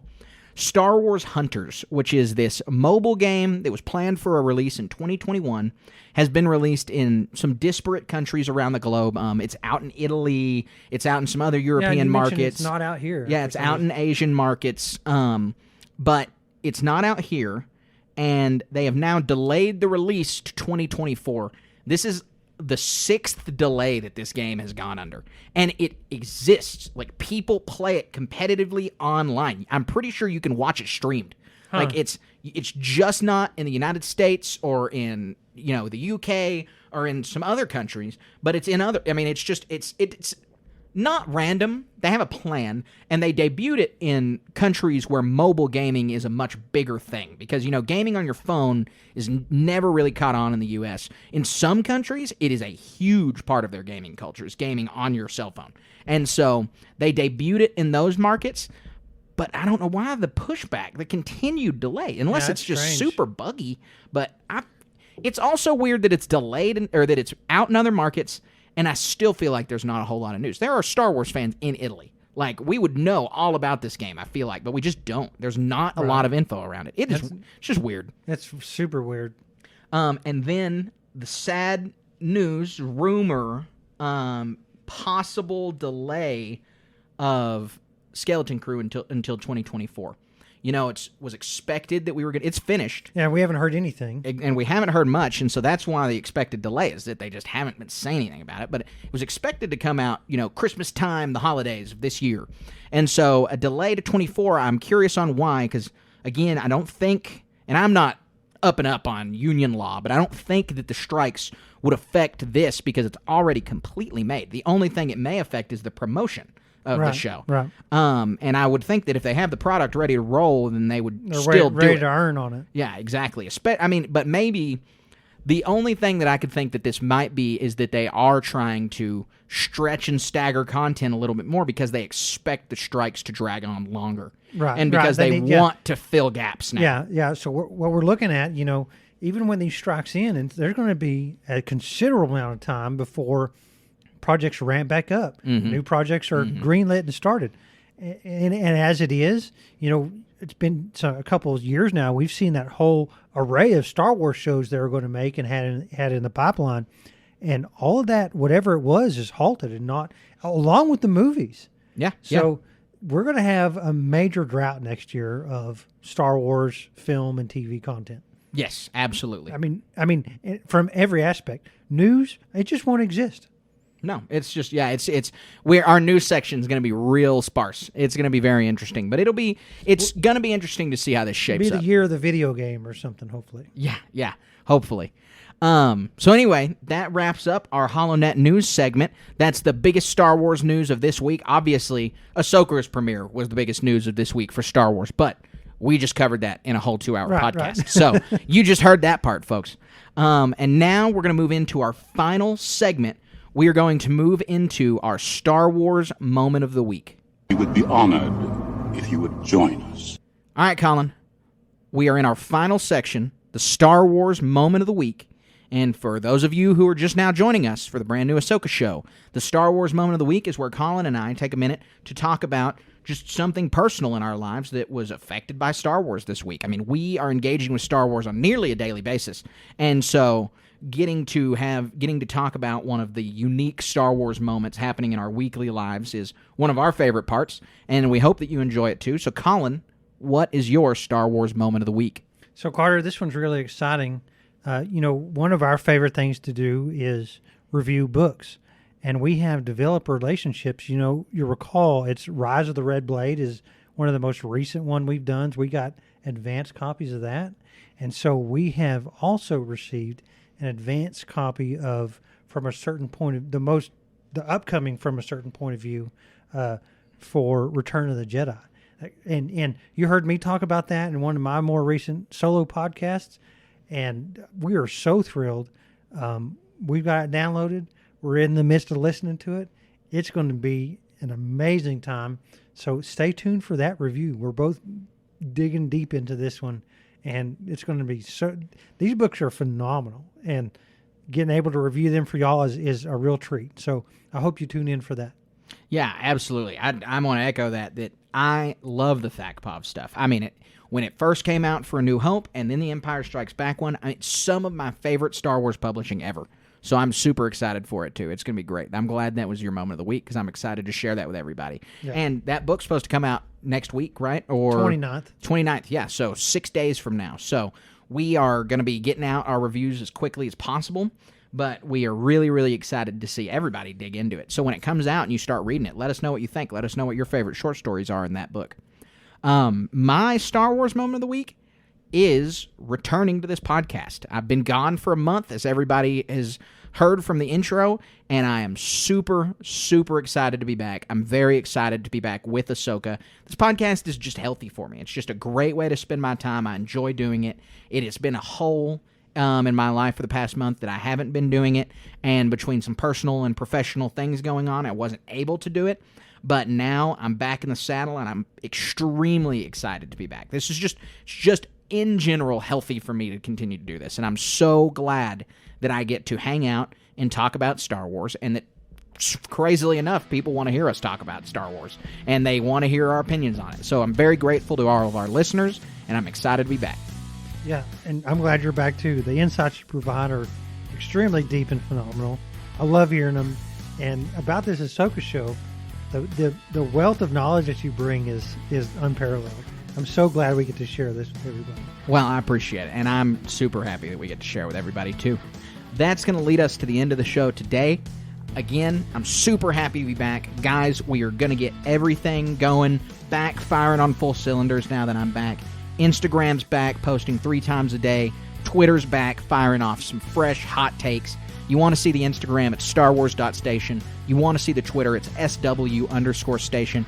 Colin has been throwing a bunch of weight behind Twitch. He's been painting models for the Warhammer Station, and he has a project called Warhammer Station. If you love 40K, you got to check it out. Yeah, I'm going to a tournament this weekend. I'm posting a bunch of stuff on Instagram, and just I'm posting videos about my ideas and all kinds of little things that do with what I'm doing with Warhammer and the future of that, my opinions and thoughts, everything in between. So tune into that. It's a lot of fun. Yeah, absolutely. And guys, keep listening to this podcast. We love you listening. We are going to be covering Ahsoka every week. It's going to be coming out same time. We are ready to talk about it. We're super excited to get into the nitty-gritty about the show. We have a Discord that's always popping off. Please join us there. You can find the link to that in our Instagram or our Twitter bio. You can also find us on Facebook. We have a Facebook page that we post our Instagram memes on, but we also have a very active Facebook group, Star Wars Station Cantina. Just search it up, ask to join. We will gladly accept you, and there's always great posts in that Facebook group. We're going to get the Patreon, continue to be firing on all cylinders. We're going to keep bringing you new content over there. So if you can spare a buck or two, head on over to Patreon, find the tier that works best for you. We've got all kinds of stuff. We got stickers, we got t-shirts, we have an exclusive podcast over there. We have an exclusive RPG podcast over there where me, Colin, and 3 of our best buds do a Star Wars story And that is every so week. fun. Or not every so week, but Yeah. frequently. Yeah, we try and do it every month, and it's super intriguing. It's a great story, and I hope you join us for that because the story that we're weaving it's phenomenal. It really is. You can check out the first 2 episodes of it for free on our regular podcast feed, but you can get full show audio, and the only Star Wars Station product we offer in video format is this RPG. So you can get full video of it too. That's all exclusively on Patreon, and past the 2nd chapter, everything is on Patreon. So you can continue to get them. I'm going to be posting a new one this week. So everyone listening who's got that Patreon access, head on over there, and it's only at the $2 tier. So you get hours and hours of content for only $2 a month. So please head on over to patreon.com/Star Wars Station. And Colin, I think that's it. I think we're done with this week's episode. Ahsoka was such a treat. I'm glad to be back in the saddle talking about a TV show. It's been too long since Mando wrapped up, and I am ready to see the next 6 episodes of this. Yeah, the future with Ahsoka is extremely bright, and to get to see these characters teaming back up, best time to be alive. It Absolutely. really is. Absolutely. Cannot wait. Next 6 weeks is going to be crazy. Cannot wait to talk about Ahsoka. Can't wait to engage with all of you listeners. And until next week, stay wizard.